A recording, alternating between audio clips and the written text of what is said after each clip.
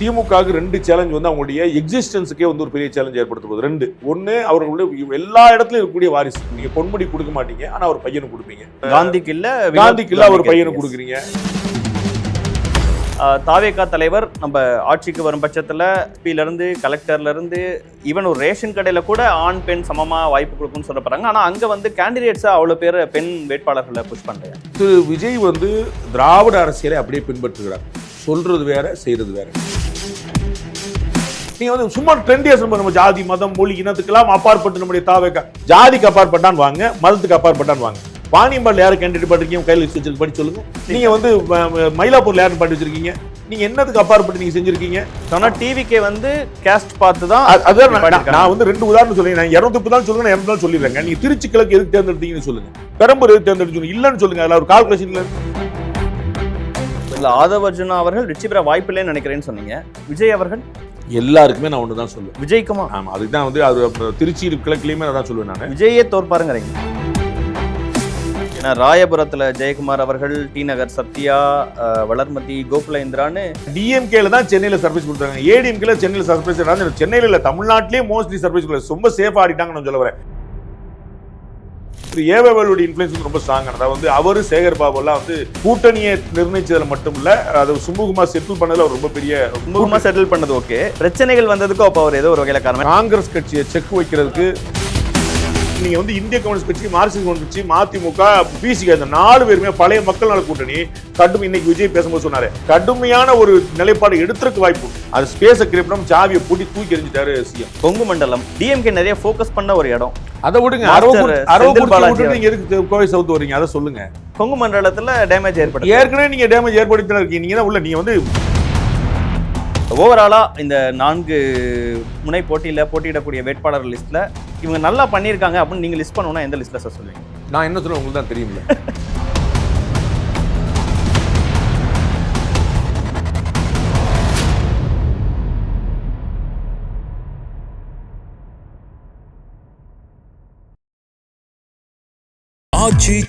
எந்த சமையலும் ருசி தேடும் ரகசியம் 20 ரூபாய்.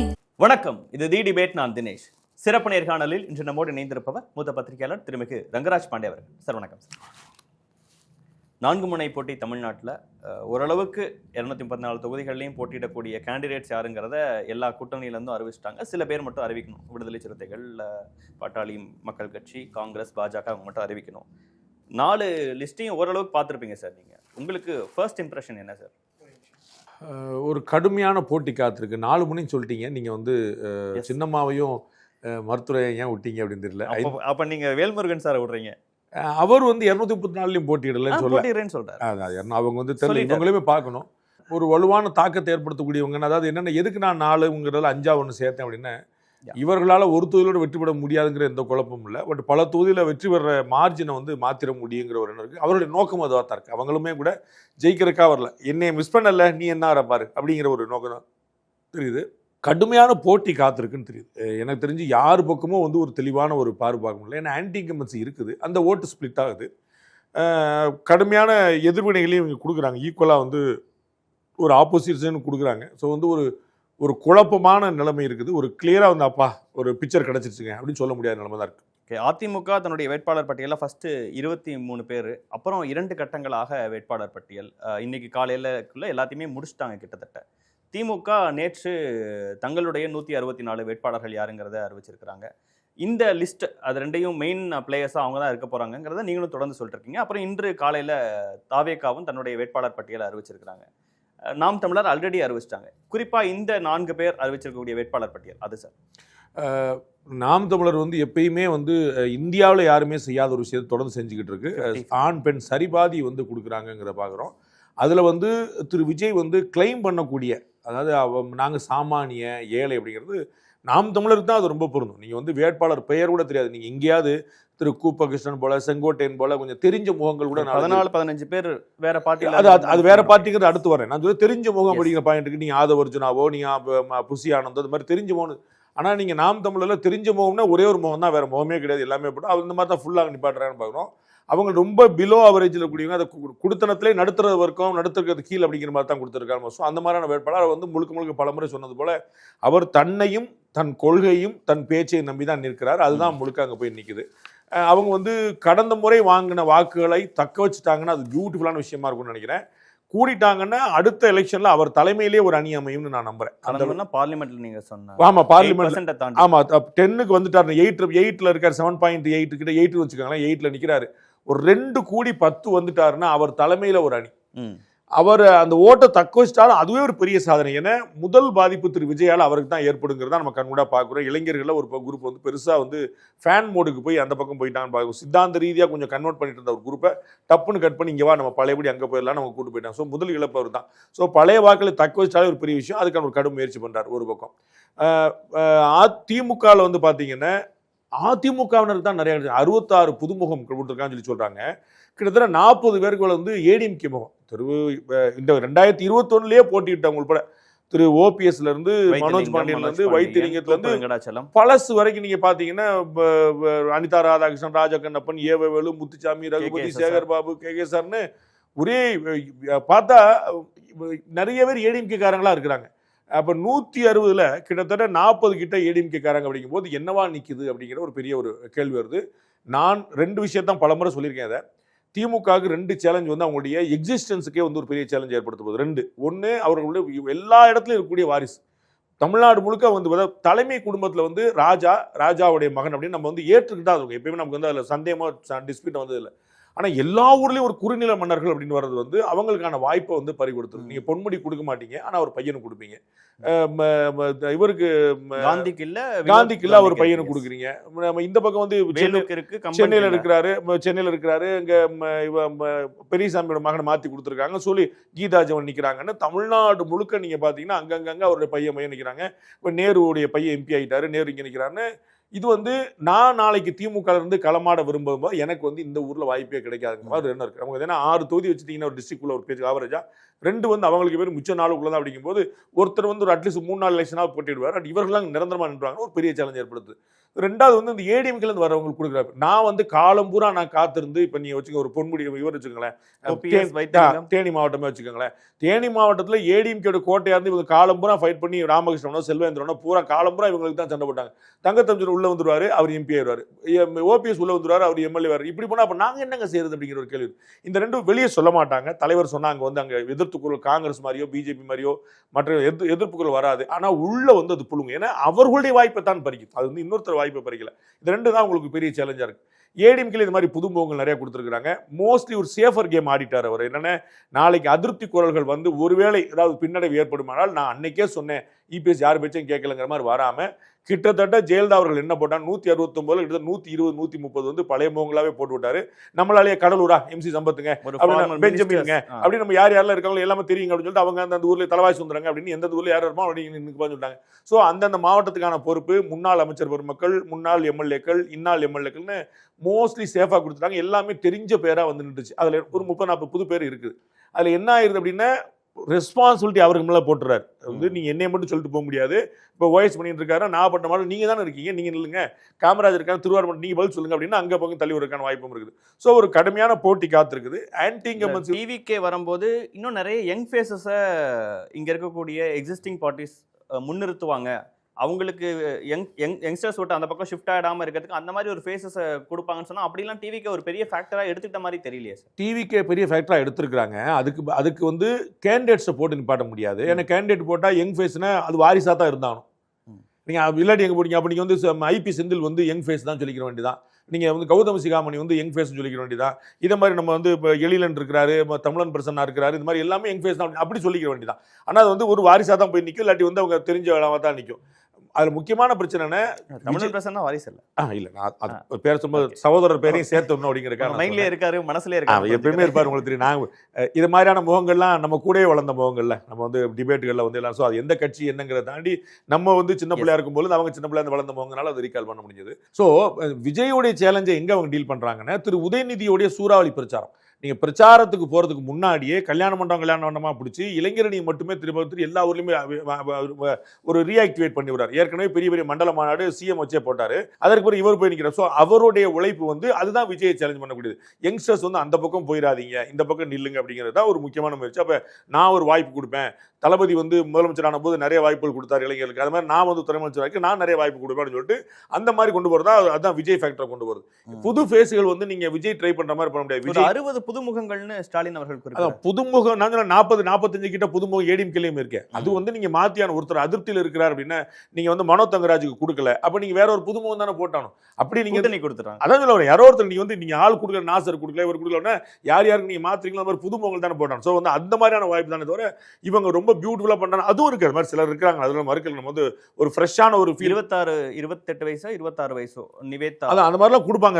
தாம்பரத்தில் ஒரு டாக்டர் கொடுக்குறாங்க. அந்த மாதிரி வந்து நிறைய இடங்களுக்கு புதுசா நம்ம இதுக்கு முன்னாடி டக்குன்னு கேள்விப்படாத சில ஃபேஸஸ் வந்து எக்ஸிஸ்ட் ஆகுது. அதில் மறுக்கல. அது எல்லாம் ஏடிஎம்கேல அந்த மாதிரி சொல்லணும். நம்ம அந்த வாய்ப்பு வந்து ரியலா பாத்தீங்கன்னா டிவிகேலையும் என்டிகேலையும் தான் இருக்கும். அதுதான் அவங்க தான் புதுமுகங்களுக்கு நிறைய டிவிகே என்டிகே கம்பேர் பண்ணி நீங்க பேசும்போது சார், என்டிகேல வந்து 50 விழுக்காடு பெண் வேட்பாளர்கள் அப்படின்னு சொல்லி அதை அறிவிச்சு பண்றாரு. ஆனா தாவேகா தலைவர் நம்ம ஆட்சிக்கு வரும் பட்சத்தில் எஸ்பியிலேருந்து கலெக்டர்லேருந்து ஈவன் ஒரு ரேஷன் கடையில் கூட ஆண் பெண் சமமாக வாய்ப்பு கொடுக்குன்னு சொல்லப்படுறாங்க. ஆனால் அங்கே வந்து கேண்டிடேட்ஸாக அவ்வளோ பேர் பெண் வேட்பாளர்களை புஷ் பண்ணலையா? திரு விஜய் வந்து திராவிட அரசியலை அப்படியே பின்பற்றுகிறார். சொல்றது வேற, செய்யறது வேற. அதில் ரொம்ப கிளியராக இருக்கு. நம்ம வந்து சொல்றது சொல்லிடுவோம், ஆனால் செய்யறது என்னென்னு வச்சுக்கிறோம். நம்ம கேட்டால் அப்படிதான் சொல்லிக்கிறாங்க. நாங்கள் வந்து அவர் இன்னைக்கே ராஜ்மோகன் வந்து அறிவிக்கும் போது இன்னைக்கு பேசும்போதே ஜாதி மதம் இனம் மொழிக்கு அப்பாற்பட்டு சும்மா ட்ரெண்டியாக சொல்லும் போது நீங்கள் வந்து ஜாதிக்கு அப்பாற்பட்டு இருந்துருவீங்க சொல்லிக்கலாம், ரைட், ஓகே. மதத்துக்கு அப்பாற்பட்டு இருக்க மாட்டீங்க, ஜோசப் தான் சொன்னீங்க, இருந்தாலும் அவர் சொல்லிக்கிறீங்கன்னு வச்சுக்கணும். நம்ம மொழி அதுதான் அது இல்லை, நான் சொல்கிறேன். நீங்கள் குறிப்பிட வேணும். நமக்கு வந்து விஜய தானே சத்திரி. நம்ம வந்து ஜோசப் விஜய் அவர் தானே ஹெச்ராஜாவோட சண்டை வரும்போது அதை வெளிப்படுத்துறாரு. அது ரொம்ப நியாயமான சண்டை. என்னை அப்படிதான் சொல்ல, ஆமாங்க உனக்கு என்னன்னு கேட்குறது ரொம்ப சரி. நான் வந்து என்னை பாண்டேவான்னு கேட்கும்போது ஆமாங்க உங்களுக்கு என்னன்னா கேட்டிருக்கேன். அதில் ஒன்றும் குழப்பம் இல்லை, அது அப்படி தான் செய்யணும். ஆனால் ஒவ்வொரு முறையும் நீங்கள் அழுத்தும் போது அது வந்து எதுக்காக அப்படிங்கிற ஒரு கேள்வி அது பின்னாடி வரும். அதுவே அதில் ஒரு காரணம் இருக்கு, பின்னாடி வருவோம். ஜாதி மதம் மொழி இனம். மொழிக்கு எப்படி நீங்கள் வேறுபட்டு போயிருவீங்க? இனத்துக்கு எப்படி நீங்கள் வேறுபட்டு போயிருவீங்க? நீங்கள் வந்து சும்மா ட்ரெண்டியாக சொல்லுங்க. நம்ம ஜாதி மதம் மொழி இனத்துக்கெல்லாம் அப்பாற்பட்டு நம்முடைய தாவேக்கா இனத்துக்கு அப்பாற்பட்டுனா அப்போ தமிழ் இனத்துக்கு இல்லையா? மொழிக்கு அப்பாற்பட்டா தமிழுக்கு இல்லையா? இல்லை சும்மா ஒரு ட்ரெண்டியாக சொல்லி ரைட் அப்படி ரைட். ஜாதிக்கு அப்பாற்பட்டான் வாங்க, மதத்துக்கு அப்பாற்பட்டான் வாங்க. வாணியம்பாடில் யாரை கேண்டிடேட் படிக்கிறீங்க? கையில் லிஸ்ட் வச்சிருக்கு, படி சொல்லுங்க. வாணியம்பாடில் யாரும் பாட்டி வச்சிருக்கீங்க? நீங்கள் வந்து மயிலாப்பூரில் யாரும் பாட்டி வச்சிருக்கீங்க? நீங்கள் என்னத்துக்கு அப்பாற்பட்டு நீங்கள் செஞ்சிருக்கீங்க? அப்ப நீங்களே அந்த கணக்கு தான் பாக்குறீங்க. தனித்தொகையில பட்டினத்தை நிப்பாட்டுறீங்க, நான் புரிஞ்சுக்கிறேன். அது அப்படிதான் நிப்பாட்டி ஆகும். அது நான் புரிஞ்சுக்கிறேன். அப்படிதான் செய்யணும். நீங்க சம்பந்தம்லாம் போராட்டம் போட்டு நீங்க என்னென்ன இந்த கட்சிகள்லாம் செஞ்சுட்டு இருக்கிறாங்களோ அது பூரா அப்படி செஞ்சுட்டு இருக்கிறீங்க. பொது தொகுதியில பட்டினத்தை நிப்பாட்டக்கூடியவரா சீமான் இருக்கிறார். இது வரைக்கும் வரலாற்றில் எந்த கட்சி ஏடிஎம்கே பிஜேபி எந்த கட்சி 6 பிராமணர்கள் கொடுத்துருக்காரு. அப்ப நான் பிராமணர்கள் தூக்கி பிடிப்பார் நான் நம்பல. ஆனா வாய்ப்பு எல்லாரும் கொடுக்கணும் சொல்றாரு, செய்யறாரு. அப்போ வந்து 6 பிராமணர்கள் யாரா கொடுத்துருக்காங்களா தமிழ்நாட்டில்? டிஎம்கே கொடுக்காது. ஏடிஎம்கே ஜெயலலிதா இருக்கும் போது கொடுக்கல. பிஜேபி சொல்லுவாங்க, செய்ய மாட்டாங்க. சரிங்க, ஒருத்தர் தானங்க. எனக்கு ஒரு எம்எல்ஏ தான் சொல்றேன். நான் திரு இவர் டிஜிபி நடராஜ் வந்து அமைச்சர் பதவி கேட்டாரு, உங்க சிஎம்ஏ தான் பிராமின் சொல்லிட்டாங்கன்னு சொல்லுவாங்க. உங்களுக்கு புரியுங்களா? அப்ப ஒருத்தர் தானங்க பிராமணாதன், ஒரே ஒருத்தர் இருந்தார். இப்ப யாருக்குமே சீட் கொடுக்கலையே, சீட்டு கூட கொடுக்கலையே. அப்படிதான் கொடுத்துருக்கேன். நான் சொல்ல வருது, நீங்க என்ன சொல்றதை மீறி பிராமணர் துவேஷம் தமிழ்நாட்டில் இருக்கக்கூடிய ஒரு மாநிலத்தில் பிராமணர்களுக்கு 6 சீட்டு கொடுப்பேன் நிற்கிறார். நாவிதர் கொடுக்குறாரு, வண்ணாறு கொடுக்குறாரு, கோயவர் கொடுக்குறாரு, எல்லாத்துக்கும் போய் நீ கொடுக்குறாரு. எல்லாம் கொண்டு பொது தொகுதியில வந்து பட்டினத்தை நிப்பாட்டுறாரு. நான் வந்து வேற கணக்கில் நிப்பாட்டுறேன்னு சொல்லி நிப்பாட்டுறாரு. டிவிக்கே வந்து கேஸ்ட் பார்த்து தான். அதுதான் நான் வந்து 2 உதாரணம் சொல்லுங்க. நான் 230 தான் சொல்லுங்க, 200 தான் சொல்லிடுறேங்க. நீங்க திருச்சி கிழக்கு எதுக்கு தேர்ந்தெடுத்தீங்கன்னு சொல்லுங்க, பெரம்பூர் எதுக்கு தேர்ந்தெடுத்து இல்லன்னு சொல்லுங்க. அதுல ஒரு கால்குலேஷன் அர்பன்ல அவருக்கான வாய்ப்புகள் அதிகமா இருக்கு. அந்த 2 நீங்க வந்து நான் ஓவரா போய் இல்ல எனக்கு தனிப்பட்ட வெறுப்பு வந்து இந்த மாதிரி அப்படி சித்தரிக்கப்படக்கூடாது, நான் அப்படி விரும்பல. இப்பவுமே நீங்க உங்களுடைய டீம் வச்சு திருச்சி கிழக்குலயும் என்ன சிக்னிபிகன்ஸ் நீங்க பாருங்க. உங்களுக்கு உள்ளங்கை நெல்லிக்கணி மாதிரி தெரிய போகுது. நீங்க எல்லாருமே அதான் பாக்குறீங்கன்னு நான் சொல்றேன். நீங்க வாணியம்பாடியில் நிக்க வேண்டியதானே, நீங்க மயிலாப்பூர்ல நிக்க வேண்டியதானே, நீங்க கடையநல்லூர்ல நிக்க வேண்டியதானே, நீங்க தமிழ்நாட்டு முழுக்க தலைவர்ல நம்ம அண்ணாமலை என்ன சொல்றோம், அவருக்கு எதுக்கு அரவக்குறிச்சி, அவர் எங்கனாலும் நிக்கலாம்னு சொல்றோம். நீங்க ஒரு பேன் தமிழ்நாட்டு லீடர், நீங்க உங்களுக்கு என்ன தேவை இருக்கு? சீமான் பாருங்க, திருவள்ளூர்ல நிக்கிறாரு, கடலூர்ல நிக்கிறாரு, காரைக்குடியில நிக்கிறாரு, எங்கனாலும் போய் நிக்கிறாரு. அது மாதிரி நீங்க நிக்க வேண்டியதானே. நீங்க எதுக்கு திருவள்ளூர் பெரம்பூர் தேர்ந்தெடுக்கீங்க, திருச்சி கிழக்கு தேர்ந்தெடுக்கிறீங்க? திருச்சி கிழக்கு இன்னைக்கு எம்எல்ஏ யாரு, எந்த கட்சி, எதனால? அப்ப என்ன கணக்கு நீங்க வச்சிருக்கீங்க? எனக்கு நீங்க நில்லுங்க, உங்க உரிமை. நீங்க சொல்றதெல்லாம் ஒண்ணு செய்யறது ஒண்ணு, வேற ஒண்ணு இல்ல. இவ்வளவுதான் நான் சொல்லுவேன். நீங்க வந்து நாங்க ஜாதி மதம்ங்கிற ஃபோக்கஸ்ல தான் அவர் அங்க நிக்கிறாரா? அது ஒரு பேஸ் கிரியேட் பண்றார். நமக்கு வந்து ஒரு உத்தரவாதமான வெற்றின்னு நினைக்கிறேன். இங்க பெரம்பூர்ல திரு விஜயகாந்த் வந்து மதுரைக்காரருங்க. ஆதரவு அதிகமா திரு விஜயகாந்த் வந்து மதுரைக்காரருங்க. நாயுடு சமூகங்க. அவர் நாயுடுக்கள் அதிகம் இருக்கிற ஊர்லயும் போட்டி போடல, அவருடைய சொந்த மாவட்டமா தென் மாவட்டத்திலும் போட்டி போடல, சம்பந்தம் இல்லாம போய் விருதாச்சல் திருநார் ரிஷி வந்து இதுதாங்க நான் சொல்ல வரேன். நீங்க எங்க கடலூர்ல சீமான் கடலூருக்கு சீமானுக்கு என்ன சம்பந்தம்ன்ற ஏன் நின்னாருன்ற நான் அதுதான். நீங்க ஆண்டிப்பட்டில் ஜெயலலிதா இருந்தாங்க, கருணாநிதி திருவையாறுல இருந்தாரு, தஞ்சாவூர்ல இருந்தாரு, சேப்பாக்கத்துல இருந்தாரு, எங்கனாலும் இல்லைங்கன்ற. குளத்தூர்ல ஸ்டாலின் நிக்கிறாரு, எங்கனாலும் இல்லைங்கன்ற. எனக்கு அது பிரச்சனை. அப்ப அதானே நீங்க சொந்த ஊர் கேட்டா திருவாரூர் தானே சொல்லுவாரு, குளத்தூர்ல இருக்கு நிக்கிறாரு. அப்ப நீங்க பேன் தமிழ்நாடு நீங்க நிக்கிறீங்க, எங்கனாலும் நிக்கிறீங்க. அப்ப நீங்க ஒரு செலக்ஷன் பூரா எப்படி வச்சிருக்கீங்கன்னு கேட்கிறேன். என்ன கணக்குல வச்சிருக்கீங்க? அப்ப நீங்க ஒரு கணக்கு மக்கள் ஆனா இன்னும் என்னதான் நம்ம அதை கடந்து போட்டிடணும்லாம் பார்த்தாலுமே கூட மக்கள் ஓட்டு போடும் போது அதெல்லாம் ஒரு ஃபேக்டரா நீங்க தானே சார் மாற்றத்துக்கானவர். அப்ப சீமான் மாற்றத்துக்கான, விஜய் மாற்றத்துக்கானவரா? இவ்வளவு நான் திமுக ஒரே கணக்குல வைக்கிறேன், நான் மறுக்கல. நீங்க அப்படிதான் வைப்பீங்க, உலகம் பூரா அப்படி என்ன மாற்றத்துக்குன்னு நீங்க சொல்றீங்கல்ல. நான் தான் மாற்ற டிவிகேக்கும் டிஎம்கே தானே போட்டி. நீங்க டிஎம்கே தானே, நீங்க இன்னொரு டிஎம்கே. நீங்க what way you are different. டிஎம்கேக்கு உங்களுக்கு முன்னாடி ஒரு கொள்கை முறைன்னு சொல்லுங்க சார். ஒரே ஒரு இந்த டிஎம்கே இந்த கொள்கையை நான் ஏற்கலன்னு சொல்லுங்க சார். நீங்க லஞ்ச ஊழல், நீங்க ஆட்சிக்கு வரல, என்ன லஞ்ச ஊழல்? நான் தான் ஊழல் உறுதிமொழி எல்லாம் ஏத்துட்டு தான் வேட்பாளரே அறிவிக்கிறாரு. ஒரு பைசா கூட நம்ம சம்பாதிக்க காசு கொடுத்து திமுக மாநாட்டுக்கு போன வரலாறு தெரியுமா சார்? திமுக மாநாட்டுக்கு என்ட்ரி ஃபீ உண்டு தெரியுமா சார்? உயிரை கொடுத்து உழைச்சவங்க கட்சி சார் அது. மாநாட்டு அட்டன் பண்றதுக்கு 5 ரூபா ஃபீஸ் சார். 5 நாள் மாநாடு நடக்கும் சார். அரை மணி நேரம் மாநாடு, 5 நாள் மாநாடு நடக்கும். 3 முறை அண்ணா பேசுவாரு, 4 முறை கலைஞர் பேசுவார், 2 பேரும் எம்ஜிஆர் வருவாரு. விவாதம், வாதம், பிரதிவாதம். எலெக்ஷன்ல நிக்கலாமா வேண்டாம் திராவிட கழகம் மக்கள் மாதிரி சண்டை போட்டு வந்து முடிவு எடுத்து சார். டெமோக்ரஸி நாங்க பாக்காதீங்க. நீங்க நான் இப்படி தமிழ் தாய் வாழ் சொல்லிட்டேன், இப்படி தேசியம் சொல்லிட்டேன், படக்கு உங்களா தேசப்பட்டு வந்துருக்கேன், அதெல்லாம் கதைக்காவல. காங்கிரஸ் கட்சி சொல்லாத பாரத் மாதா கி ஜெயவா. இப்ப இந்த விஜய் அவர்கள் வேட்பாளர் அறிவிக்கிறதுக்கு முன்னாடி உறுதிமொழி எல்லாம் எடுக்கிறதுலாம் சும்மாவா சார்? அது சம்பிரதாயம் தானே. நான் சொல்ல, நீங்க ஜெயலலிதாவை நீங்க என்ன சொல்றீங்க? ஊழல் கட்சி சொல்றீங்களா சார்? ஊழல் கட்சி சொன்னீங்களா சார்? ஏடிஎம்கே ஊழல் கட்சி சொன்னீங்களா இல்லையா? சொல்லி ஜெயலலிதா பத்தி உங்க பாரு சொல்லுங்க. செங்கோட்டையன் கூட்டு கேளுங்க. ஊழல் வழக்கு யார் மேல அதிகமா வழக்கு போடப்பட சொல்லுங்க. நீங்க ஹேவ் எ ஸ்டாண்ட்ன்ற. நீங்க விமர்சிக்க மாட்டேன்னு சொல்லுங்க. ஜெயலலிதா நல்லவன் சொல்லுங்க, எனக்கு பிரச்சனையே கிடையாது. நீங்க சொல்லுங்க, வாயத்துறங்க. அது என்ன சொல்ல மாட்டேங்க? நீங்க எம்ஜிஆர் சூப்பர், அண்ணா சூப்பர், வாங்க கருணாநிதி ஜெயலலிதா சொல்லுங்க. கருணாநிதி விமர்சிப்பீங்க, ஸ்டாலின் விமர்சிப்பீங்க, ஜெயலலிதா பத்தி சொல்லுங்க. சரியில்லைன்னு சொல்லுங்க, சூப்பர்னு சொல்லுங்க. நான் வந்து சண்டைக்கு வரல. ஸ்டாண்ட் என்னன்னு சொல்லுங்க. திருப்பரங்குன்றம் தீபா மேட்டர்ல உங்க பிரச்சனை என்ன? ஆணவ படுகொலையில உங்க கொள்கை என்ன சார்? நீங்க ஆணவ படுகொலை அப்படிதான் நடக்கும்னா சொல்லிட்டு போங்க சார், எனக்கு ஒன்றும் பிரச்சனை இல்லை. நடக்க கூடாதுன்னு சொல்லிட்டு போங்க சார். ஏதாவது ஒரு ஸ்டாண்ட் எடுங்க. தீபம் ஏத்துன தப்புன்னு சொல்லுங்க, ஏத்துறது என்ன தப்புன்னு கேளுங்க. ஏதாவது ஒரு ஸ்டாண்ட் எடுங்க. நம்ம நல்லது போல மக்கள் முடிவு பண்ணட்டும். டிவிகே மேல, விஜய் மேல சார் இன்னைக்கு நிறைய கோபப்படுறீங்க. எப்பயுமே நான் நிறைய முறை சொல்லிட்டு இருக்கேன். நீங்க கேட்டீங்கன்னா இதான் எல்லாமே நான் சொன்னது. எதுவுமே முதல் முறையா சொல்லல, எல்லாமே நான் சொன்னது. நீங்க கேட்டீங்க, நான் சொன்னேன். நான் சொன்னேன் டிஎம்கேக்கும் டிவிகேக்கும் வித்தியாசம் கிடையாது. அவங்களுடைய பாலிசி, ஐடியாலஜி எதுலையுமே வித்தியாசம் கிடையாது. அப்படியே டிவிகே வந்து இன்னொரு டிஎம்கே. அதுதான் நான் சொல்ல வரேன். நம்ம மாவட்ட வாரியாகவும் கொஞ்சம் பேசலாம்னு நினைச்சேன் சார். சென்னையில் திமுகவின் கோட்டைன்னு சொல்லப்படுறாங்க. தாவேகாவின் நிர்வாகிகளும் ஹெவி வெயிட்ஸ் முக்கியவாழ்ச்சி அங்கே தான் நிற்கிறாங்க. ஆல்மோஸ்ட் எல்லாருமே திருப்பரங்குன்றத்தில் நிர்மல்குமார் தவிர மற்ற எல்லாரும் இங்கே தான் நிற்கிறாங்க நினைக்கிறேன். கிட்டத்தட்ட அருண்ராஜ் அவர்கள் மற்ற எல்லாருமே இங்கே தான் நிற்கிறாங்க. அது என்ன காரணம்? இப்போ அந்த ஃபேக்டர்ஸ் இதுக்கும் பொருந்தும். அதாவது சென்னையில் வந்து நல்ல பெனட்ரேஷன் இருக்குங்க. நான் இன்னொரு பேட்டியில் சொன்னேன், எலெக்ஷன் கமிஷனில் என்னுடைய காரை சர்ச் பண்ணுறாங்க. என்னுடைய காரை ஒரு 3 நாளைக்கு முன்னாடி சர்ச் பண்ணிட்டு வீடியோ எடுத்துகிட்டே இருப்பாங்க. நீ எல்லாரும் பண்ணி முடிச்சு கட் பண்ண உடனே அவங்க வந்து சரி சார் தேங்க்ஸ் சொல்லிட்டு போனோடனே அந்த வீடியோ எடுத்த பையன், எலெக்ஷன் கமிஷனுடைய அவுட் சோர்ஸில் எடுத்த பையன், அவன் வந்து கட் பண்ணிட்டு அண்ணே டிவிக்கே கூட்டு போடுங்கண்ணே அப்படின்றான்.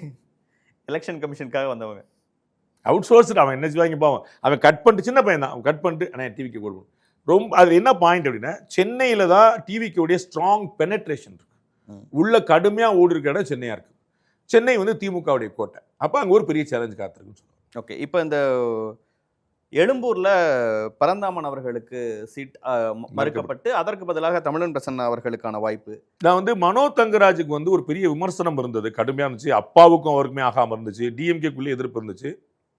அதனால அவர் இந்த ஹிந்து கிறிஸ்டியன்ஸ் விஷயம் கூட சரியாக கையாளாமல் மோடியை வந்து பிலோ த பெல்ட் கிக் பண்ணி நிறைய கான்ட்ரவர்சியில் சிக்கிட்டே இருந்தார். அதனால நான் புரிஞ்சுக்கிறேன்.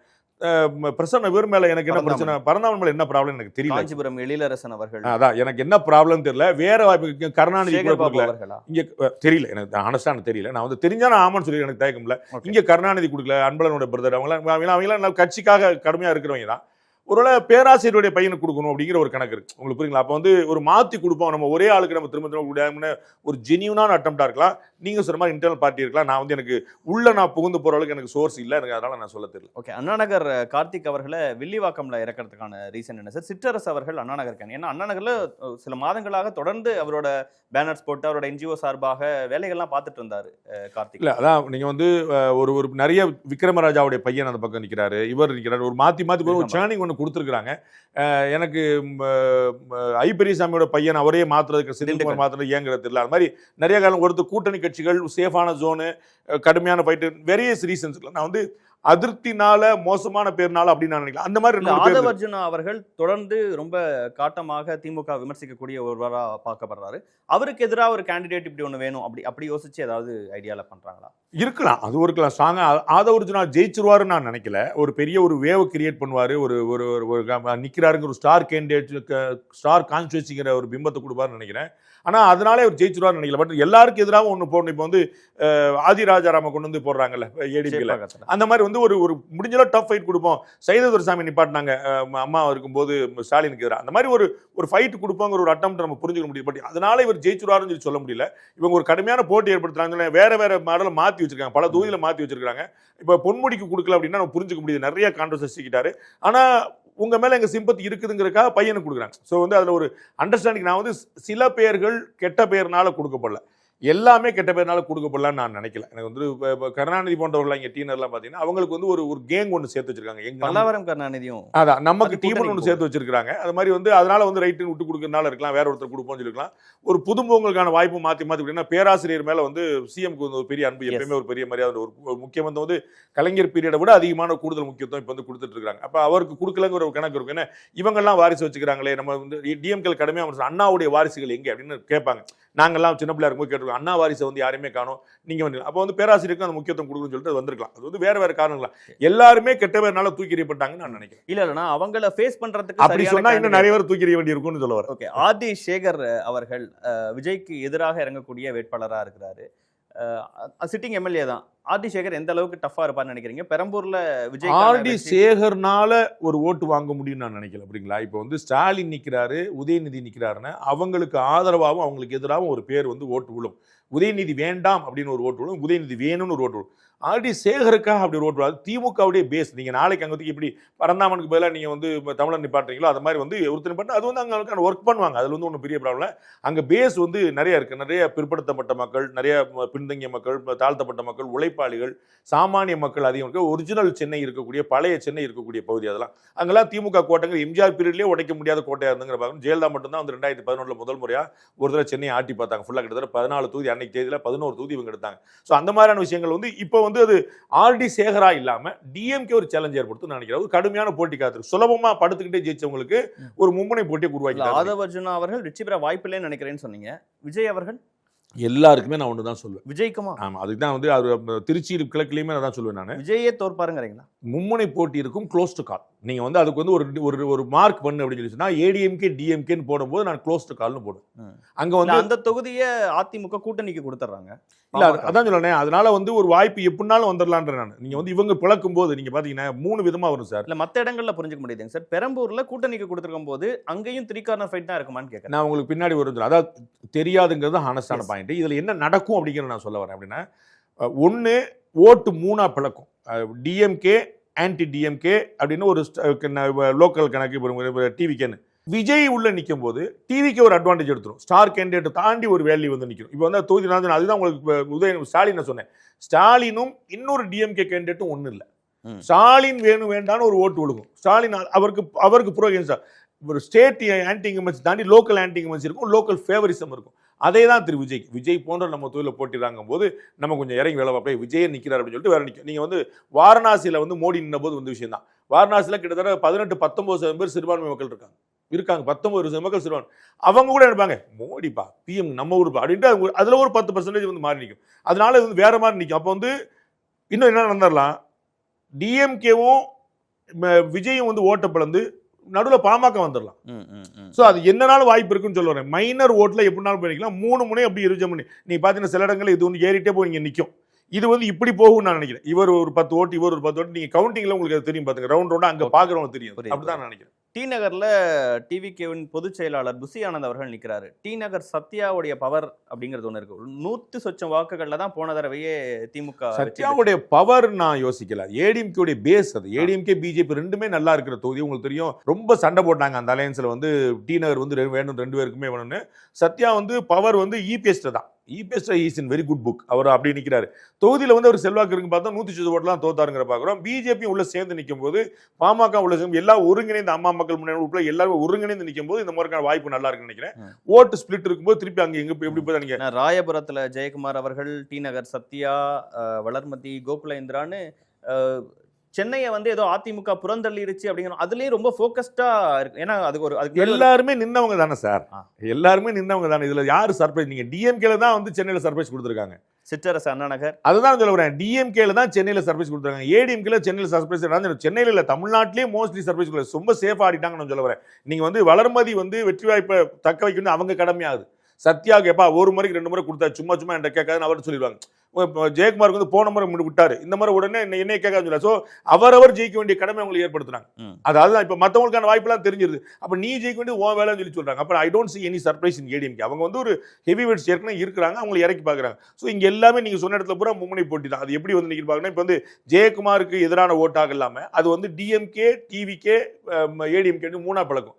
3ல எதனால நிக்கலாம். ஓகே. இன்னொன்னு, நேற்று இரவு வேட்பாளர் நேற்று மாலை அறிவிச்சதிலிருந்து பரபரப்பாக பேசப்படக்கூடிய ஒரு விஷயம், தாம்பரம் ராஜா வேட்பாளரை மாற்றிட்டு கிருத்திகா தேவியை போட்டிருக்காங்க. நேற்று இரவே டிஆர் பாலு வீடு முற்றுகை, இப்போ நம்ம பேசிட்டு இருக்க நேரத்தில் அண்ணா அறிவாலயம் முற்றுகை. இந்த அளவுக்கு எக்ஸ்ட்ரீமா ராஜா அவர்களுக்கு சப்போர்ட் இருக்குன்னு புரிஞ்சுக்கணுமா, இல்லை என்ன அது சார்? ராஜா அவர்களுக்கு சப்போர்ட், ராஜாக்கு எவ்வளவு சப்போர்ட் இருக்குதோ அவ்வளோ கெட்ட பேருக்கு ஈக்குவலா இருக்குதுன்னு நினைப்பேன். அவர் வந்து தொழிலதிபர்களை மிரட்டினார் வச்சார்னு போயிட்டு வீடியோ எல்லாம் வெளியே வந்து, சிசிடிவி காட்சிலாம் வெளியே வந்துச்சு. அவருக்கு வந்து ரெண்டுமே ஈக்குவலா இருக்குன்னு நினைக்கிறேன். தாமோன் பர்சன் இவங்களுக்கு எல்லாருக்குமே அந்த மாதிரி ஒரு பேர் இருக்குன்னு நினைக்கிறேன். அது நல்ல பேர் எவ்வளவு வந்து கட்சிக்குன்னு செல்வாக்கு இருக்குதோ அது மாதிரி அவங்க சரியா நடத்தல. நீங்க டிஆர்பி ராஜாக்கே வர்நாட்டில் போய் கேளுங்க, அவர் யாரையும் மதிக்க மாட்டாருன்னு சொல்லுவாங்க. அவருக்கு ஒரு ஓட்டு வந்து நிற்கும் ஒரு பக்கம், கட்சிக்காரங்களே சொல்லேன். ஏன்னா அவங்க எல்லாம் ஒரு அடுத்த லேயர்ல போயிட்டாங்க. I can directly connect with the CM, I can directly reach with Udhayanidhi போகும்போது கீழே உள்ள கட்சிக்காரங்களை மதிக்க மாட்டாங்க ஒரு பெரிய பிம்பம் வந்து நிற்குது. அதே தான் திரு ராஜாவுக்கும் வந்து நிற்குது. ஏன்னா சிட்லப்பாக்கம் ராஜேந்திரன் அங்க அவரு ரூட்ஸோட பயங்கரமா கனெக்ட் ஆயிருக்கிற ஒரு மனிதர். ஏற்கனவே வென்றவர்கள் தான், அவங்க எல்லாம் எப்படி ஒர்க் பண்றாங்கன்னு பார்க்கணும். இந்த ஓவரால் கேண்டிடேட்ஸ்ல விசிகா இன்னும் அவங்களுடைய வேட்பாளர்களை அறிவிக்காம இருக்கிறாங்க. அது விசிகால ஒரு பெரிய குழப்பம் ஒண்ணுது. நீங்க வந்து ஏற்கனவே ரொம்ப வருஷமா கட்சியில் இருக்கக்கூடிய சீனியர்கள் உட்பட பலருக்கு வந்து வாய்ப்பு கிடைக்காம இருக்கு. நீங்க வந்து பெரம்பலூர் கிட்டு நீங்க வச்சுக்கோங்க, அவருக்கெல்லாம் வந்து இன்னும் வாய்ப்பு கொடுக்குற மாதிரி இல்லை. அதாவது பட்டியலின சமூகத்துக்காகவே இருக்கக்கூடிய ஒரு கட்சின்னு சொல்ற இடத்துல ஒரு பொது சமூகத்தை சேர்ந்த ஒருத்தர் வந்து ரொம்ப வருஷமா கூட இருக்கார். அவர் வந்து என்ன சமூகம் உங்களால் கண்டுபிடிக்க முடியாது. அந்த மாதிரி வந்து உள்ள ஜெல்லாகி அவர் வந்து திருமாவுடைய நிழல் போல இருப்பார். ரொம்ப ரீசெண்டா ஜாயின் பண்ண பாலாஜி கிடைச்சது, ரொம்ப சின்ன பையனா இருக்கக்கூடிய ஆளூர் ஷானவாஸ் கிடைச்சது, இந்த மாதிரி வேற எல்லாம் வந்து கிடைக்கும் போது அவருக்கும் ஒரு 25 வருஷம் அந்த கட்சியில இருக்காருன்னு நினைக்கிறேன். அவர் வயசே 40 தான் இருக்கும். நீங்க வந்து ஒன்னும் சொல்லிக்கலாம், 20 சொல்லிக்கலாம், தப்பு இல்ல. நான் என்ன சொல்றேன், 20 வயசுல இருந்து 25 வருஷம் தப்பு இல்லைங்க. நீ அண்ணாமலையை பிஜேபிக்குள்ளே நிறைய பேர் விமர்சிப்பாங்க. விமர்சிக்கும் போது சொல்ற ஒரு பாயிண்ட் என்னவா இருக்கும், 10ல ஒரு பாயிண்ட் இப்பதானங்க சின்ன பிள்ளை, இன்னும் வயசு இருக்குல்லங்க உங்களுக்கு புரியுங்களா? அது மாதிரி தான் இப்போ நீங்க வந்து கிட்டு மாதிரி ஒரு 60 வயசுகள் இருக்கும்போது 40 வயதுல இருக்கக்கூடியவங்க நான் அதை கொடுக்கக்கூடாதுன்னு சொல்ல, அவங்க கட்சி அவங்க பாடு. இவங்களுக்கு இந்த மாதிரி பெரிய பல சீனியர்கள் உள்ள இருக்கிறாங்க. நீங்க வந்து பட்டியல் சமூகத்திலையும் சரி, பொது சமூகத்திலையும் சரி, கூடவே இருக்கக்கூடிய. அதனால அங்க கேண்டிடேட்ஸ் லிஸ்ட்ல பாலாஜி வந்து பாத்தீங்கன்னா பெரிய எதிர்ப்புலையும் அவர் சம்பாதிச்சார். ஒரு பகிரங்கமா ஒரு ஏரோ ஸ்பேஸ் நிறுவனம் வந்து வெளிப்படையா கவர்மெண்ட் போய் கம்ப்ளைண்ட் பண்ணிச்சு, எங்களை மிரட்டுறாரு, எங்களை திறப்புலா நடத்த விட மாட்டாரு, இயக்க விட மாட்டாரு. அப்போ வந்து தொழில் நடத்துறதுக்கு ஒரு பெரிய சேலஞ்ச், ஒரு எக்ஸிஸ்டன் சேலஞ்ச் ஏற்படுத்தணும். அது எந்த மாதிரி கணக்கு? அப்போ நாங்கள் அவர்களுக்கு கொடுப்போம்னா நீங்க எந்த மாதிரி நிறுவனத்தில் இருக்கீங்க? ஸோ கேண்டிடேட் செலெக்ஷன்ல அவங்களுக்கு ஒரு ட்ரபிள் இருக்குன்னு நினைக்கிறேன். அதர் தென் 8 வாங்கியிருக்கல ஒரு 5-6 அவருக்கு ஃபிக்ஸடா இருக்காது, ஒன்றும் குழப்பம்ல. ஒரு 1-2 வந்து ஒரு சேலஞ்சா இருக்குன்னு நினைக்கிறேன். ஓகே. ஏவா வேலு அவர்கள் இந்த தொகுதிகளை கொடுத்ததா இருக்கட்டும், இல்லை கூட்டணியை முடிவு பண்ணதா இருக்கட்டும், முக்கிய இடத்துல இருந்தவர் சார். அந்த விஷயத்துல ஏவாவேலு பத்தின உங்களுடைய இந்த திருவண்ணாமலை கேண்டிடேட்ஸ், அவருக்கு தான் லக்கி பிரைஸ், அவர் சொல்றவங்க தான் லக்கி பிரைஸ். தேமுதிக கொண்டு வந்ததுல அவருக்கு ரொம்ப பெரிய ரோல் இருக்கு. அண்ணியுடைய மேரேஜுக்கே அவருடைய பெரிய ரோல் இருக்குன்னு சொல்லுவாங்க. அந்த மாதிரி வந்து ரொம்ப அவர் குடும்பத்தில் ரொம்ப ஒரே சமூகம், 2 பேரும் கடுமையாக பேசுங்க. அதில் வேற விமர்சனத்துக்கு ஒருத்தர் பார்த்தேன், 10 கேண்டிடேட்ல வந்து 6 கேண்டிடேட் ஒரே சமூகத்தை சேர்ந்தவங்க அப்படிலாம் கடுமையாக விமர்சனம் வைக்கிறாங்க. திரு ஏவாவேலுடைய இன்ஃப்ளூயன்ஸ் வந்து ரொம்ப ஸ்ட்ராங்கானது. அதாவது வந்து அவரு சேகர் பாபு எல்லாம் வந்து ஏடிஎம்கேலேருந்து வந்தவங்களா இருந்தாலும் அவங்க வந்து டிஎம்கேவுடைய அரித்மெட்டிக் அதோடைய சேலஞ்சஸ் எல்லாத்தையும் பியூட்டிஃபுல்லாக புரிஞ்சுக்கிட்டவங்க. அவங்க ரொம்ப அழகா உள்ள இறங்கி வந்து யாராலையும் வந்து எதிர்க்கவோ மறுக்கவோ முடியாத அளவுக்கு அவங்க வந்து உள்ள இறங்கி நின்றாங்க. அவர் அங்கேருந்து வந்தவர்ல அப்படிங்கிற ஒரு விஷயங்களோட ரொம்ப தெளிவாக உள்ள இறங்கி நிற்கிறாங்க. அவருடைய இன்ஃப்ளூயன்ஸ் வந்து ரொம்ப ஸ்ட்ராங்கானது. அவர் ரொம்ப டாப் லெவலில் வரைக்கும் இங்கே நிற்கிறாரு. வந்து தலைவர் பீரியட்லேயே அப்படி இருந்தார். இப்போ ஸ்டாலின்ட்டையும் ரொம்ப கம்ஃபர்டபுளாக இருக்கிறாரு. அப்போ அவர் சொல்கிற ஆட்கள் நிறையா கொடுப்பாங்க. கூட்டணியை நிர்ணயிச்சதுல மட்டும் இல்ல, அதை சுமூகமா செட்டில் பண்ணதுல அவர் ரொம்ப பெரிய சுமூகமா செட்டில் பண்ணது. ஓகே, கூட்டணி பிரச்சனைகள் வந்ததுக்கும் அப்போ அவர் ஏதோ ஒரு வகையில காரணம். ஏன்னா அங்க 10 கொடுத்தனால கூட்டணியில் இருக்க மற்றவங்க எல்லாம் கொஞ்சம் டிசப்பாயிண்ட் ஆனாங்க. தமிழக முதலமைச்சர் அதுல ஹாப்பியா இருக்காரு. அதுல ஒன்றும் குழப்பமே இல்லை. தமிழக முதலமைச்சர் ரொம்ப ஹாப்பியா இருக்கு. ஏன்னா காங்கிரஸ் கட்சியை செக் வைக்கிறதுக்கு அவர்கள் சீட்டு அதெல்லாம் இருக்கதான் செய்யும். அவர் தான் கோச்சிக்கிட்டு போயிட்டாரு. அவர் வந்து இப்ப மதிமுக வந்து பல்லையா நீங்க கூட்டணின்னு வந்த பிறகு ரோசப்படல அர்த்தம் இல்லை. நீங்க தனியா இருக்கும்போது ரோசம் கூட தனியா தான் பண்ண முடியும். நம்ம வந்து மாநில காங்கிரஸ் பார்க்கணும். எல்லாருமே நீங்க வந்து விட்டு கொடுத்தா நீங்க தாமரைஜன் தான் நிக்கிறாங்க. அவர் என்ன செய்ய முடியும்? நீங்க இல்லன்னு தனியா நின்றுருக்காங்க. உங்களுக்கு செல்வாக்குன்னா 234 எல்லா கூட்டணி கட்சிக்கும் எப்பயுமே சொல்லுங்க. நீங்க அவ்வளவு காங்கிரஸ்க்கே நான் சொல்லிருக்கேன், அவ்வளவு ரோசப்பட்டு ஆகா நாங்களாம் யார் தெரியுமா தனியா நின்று 234 நின்றுங்க.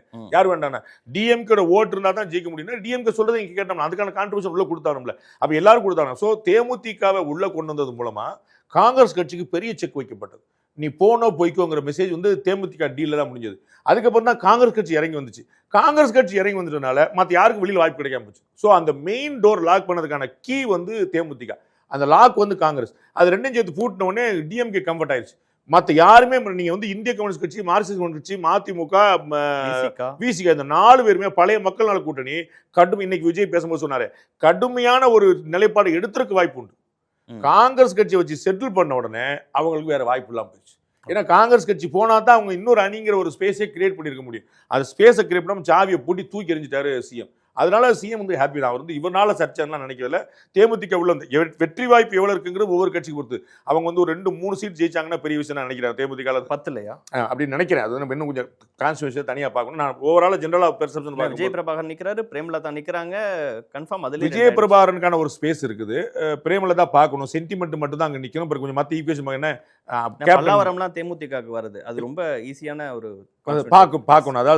அதாவது எப்படின்னா, நான் வந்து கம்யூனிஸ்ட் கட்சியில சின்னத்துல எலெக்ஷன் இருந்தேன் 1996. தெரியாது உங்களுக்கு? என்ன எப்படி சொல்றீங்க? வரலாறு 1996 கவுன்சில் எலெக்ஷன்ல நான் வந்து அவங்க தான் டெபாசிட். ஆமா, இந்திய கம்யூனிஸ்ட் சிபிஐ அவங்க தான் டெபாசிட் கட்டினாங்க. அப்போ நான் நின்னேன். அப்போ வந்து ஒருத்தர் எங்க ஓட்டு கேட்டு போகும்போது டிஎம்கே கார்ட்ட ஒருத்தர்கிட்ட ஓட்டு கேட்டேன். அப்போ எங்க தொகுதியில் டிஎம்கே நின்றுச்சு. சரிங்களா? அப்போ வந்து அவர் ரொம்ப தெளிவாக ஒரு வார்த்தையை பயன்படுத்தி, இந்த பாரு டிஎம்கே இல்லாட்டதான் நீலாம் அப்படின்னா வேற ஒரு வார்த்தை சொன்னார். வெளியே சொல்ல முடியாது. நான் மார்க்சிஸ்ட் ஓட்டு போடுவேன், இந்திய கம்யூனிஸ்ட் ஓட்டு போடுறேன், அது பிரச்சனை. ஆனால் டிஎம்கே இல்லாட்டி தானே. ஸோ நீங்கள் பல்லாவரத்தில் நீங்கள் கொடுத்தா டிஎம்கேக்கு வேற ஓட்டு விழுகும், நீங்கள் வந்து முரசுக்கு வேற ஓட்டு விழுகும். அதனால நீங்கள் எல்லாமே அப்படி சால்டா வந்து அந்த கன்வர்ஷன் ரேட் வந்து இடத்துக்கு இடம் மாறுபடும். இப்போ லோக்கலாக வேற பெரிய சேலஞ்ச் இருக்கு. நான் எப்படி உங்களுக்கு கோஆபரேட் பண்றேன், நீங்க எனக்கு எப்படி கோஆபரேட் பண்ணீங்கன்னு. ஒரு தொகுதி மாறின ஒரு எம்எல்ஏ ஒரு முக்கியமான கட்சியில, நான் 2 பெருங்கட்சியில ஒருத்தர் தொகுதி மாற்றி கொடுத்தாங்க. அவர் வந்து வேற தொகுதி எம்எல்ஏ, அவருக்கு வேற தொகுதி மாற்றி கொடுத்தாங்க. அப்போ வந்து அவர் உள்ள பணம் கொடுத்து அந்த மாவட்ட செயலாளர்கிட்ட கொடுத்து நீங்க டிஸ்ட்ரிபியூட் பண்ண சொல்றாரு. மாவட்ட செயலாளர் கொடுக்கல. அப்புறம் இவர் ஆட்களை திரும்பி வச்சுட்டு ஒருத்தர் 2,000 கொடுக்க வேண்டியது. ஏன்னா அவர் நீ தொகுதி மாறி வருவ, நீ ஜெயிப்ப, பெர்மனண்டா இது ஓன் தொகுதி ஆக்குவ, அப்ப நாங்க உட்கார்ந்துருக்க மாட்டோம். ஸோ வந்து சொந்த கட்சிக்குள்ளே நடக்கும். பாலிடிக்ஸ் வந்து ரொம்ப காம்ப்ளிகேட்டட். அவ்வளவு படக்குன்னு ஈஸியா வந்து நமக்கு வந்து தேமுதிக அவ்வளவு வந்துருச்சு, 10க்கு 10 அழுத்து போயிட்டாங்க. அந்த 10க்கு 10ன்னு சொல்லல. அதனால நான் வந்து தொகுதி வாரியா பேசணும். 10மே 100 சந்தர்ப்பத்துல பேசுவோம். விஜய் பிரபாகரன் ஒரு பெரிய காம்படிஷன் கொடுக்க முடியும். அன்னி வந்து சென்டிமெண்ட் கார்டை யூஸ் பண்ணாங்கன்னா கொஞ்சம் பெட்டர். ஏன்னா விருதாச்சலம் கேப்டன் நின்ன தொகுதி, நான் அவர் வீட்டில் அவங்க தான் சர்டிஃபிகேட்டே வாங்கினாங்க. அவர் வந்து அவங்க தான் அப்போ சர்டிஃபிகேட் 2006 சர்டிஃபிகேட்டே வந்து அன்னி தான் வாங்கிட்டு போனாங்க. அப்போ என்னோட இடம் சொல்லிட்டு அந்த மாதிரி சொல்லி அவங்க வந்து ஒரு எமோஷன் கிரியேட் பண்ணாங்கன்னா it may work, but we had to. Okay sir, Kongu Mandalam AIADMK பாஜக கூட்டணி வலுவாக இருக்கக்கூடிய ஒரு பகுதி அப்படின்னு சொல்லப்படுறது. போன எலெக்ஷன் ரிசல்ட்ஸுக்கு பிறகாக டிஎம்கே நிறைய ஃபோக்கஸ் பண்ண ஒரு இடம். அதை விடுங்க, அரவக்குறிச்சி விட்டுட்டு நீங்க எதுக்கு கோவை சவுத் வரீங்க? அதை சொல்லுங்க. கொங்கு மண்டலத்துல டேமேஜ் ஏற்படுத்தி ஏற்கனவே நீங்க டேமேஜ் ஏற்படுத்தி இருக்கீங்க. நீங்க தான் உள்ள நீங்க வந்து இங்க இருக்கும்போது அங்க பொறுப்பு பாருங்க. சேலத்துக்கான பொறுப்பு வந்து நேரு இருக்கு. அப்ப வேற அமைச்சர் வேற இடத்துல நீங்க பாத்துட்டாங்க. கொங்கு மண்டலம் ஃபுல்லா உங்களுக்கு லோக்கல்லயே பொங்கல் பழனிசாமி உட்பட பல பழியாட்கள் இருந்தபோது நீங்க தான் பாத்துட்டு இருந்தீங்க. அப்ப உங்களுக்கு என்ன, நீ அங்க வர்றதுக்கான அப்ப உங்க அரவக்குறிச்சியில காம்படிஷன் இருந்துச்சா? கரூர் மாவட்டத்தில் நினைச்ச அளவுக்கு பண்ண முடியாதுன்னு வச்சுங்களா? நீங்க அங்க கோவை சவுத் வந்தா நீங்க என்ன பண்ணுங்கிற ஒரு கணக்கு இருக்கு. இது வந்து யோசிக்க வேண்டியது.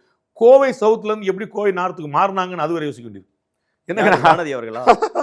எனக்கு ஒண்ணுமே கணக்கிலே புரிய மாட்டேது. நான் வந்து நமக்கு தெரியுதுன்னா வானதி கொஞ்சம் முன்னாடி தெரிஞ்சிருக்கும், அவங்க மாதிரி இருப்பாங்க. திரு ஸ்டாலின் அவர்களுடைய பிறந்தநாள் கூட சொன்ன மாதிரி எங்க யார் என்னென்ன விளையாடுறாங்கன்னு ஐபிஎல் டீம் மாதிரி ஆயிப்போச்சு. பெரிய கூட்டணி டிஎம்கே தான் வச்சிருப்பாங்க போல.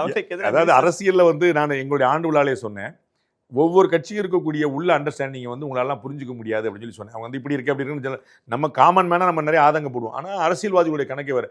எனக்கு இவர் கோவை தெற்கு வந்து பெரிய ஆச்சரியம். அதே மாதிரி நான் உங்களுக்கு ஏற்கனவே சொன்னேன் 10 தொகுதிகள் இருக்கு, 10லயுமே தோத்துட்டோங்கிற ஒரு இடத்துல இந்த தடவை அப்படி விட்டுறக்கூடாதுன்னு இந்த இடத்த கொண்டு வந்திருக்காங்க. அப்புறம் கரூர்ல அங்க இருக்காரோ இல்லையோ செந்தில் பாலாஜி நிறுத்துறவங்கள ஜெயிக்க வைக்க முடியுங்கிற ஒரு கான்ஃபிடென்ட்டா செந்தில் பாலாஜி கொடுத்துருக்கலாம். செந்தில் பாலாஜி அவர்கள் கொடுக்குற கான்ஃபிடன்ஸ் வந்து நீங்க 234 தொகுதி கொடுத்தீங்கன்னா 204 ஜெயிச்சு காட்டுவேன் அப்படிங்கிற மாதிரியான ஒரு கான்ஃபிடன்ஸ் தான். அவர் அந்த அளவுக்கு ஒரு குட் புக் போயிட்டாரு.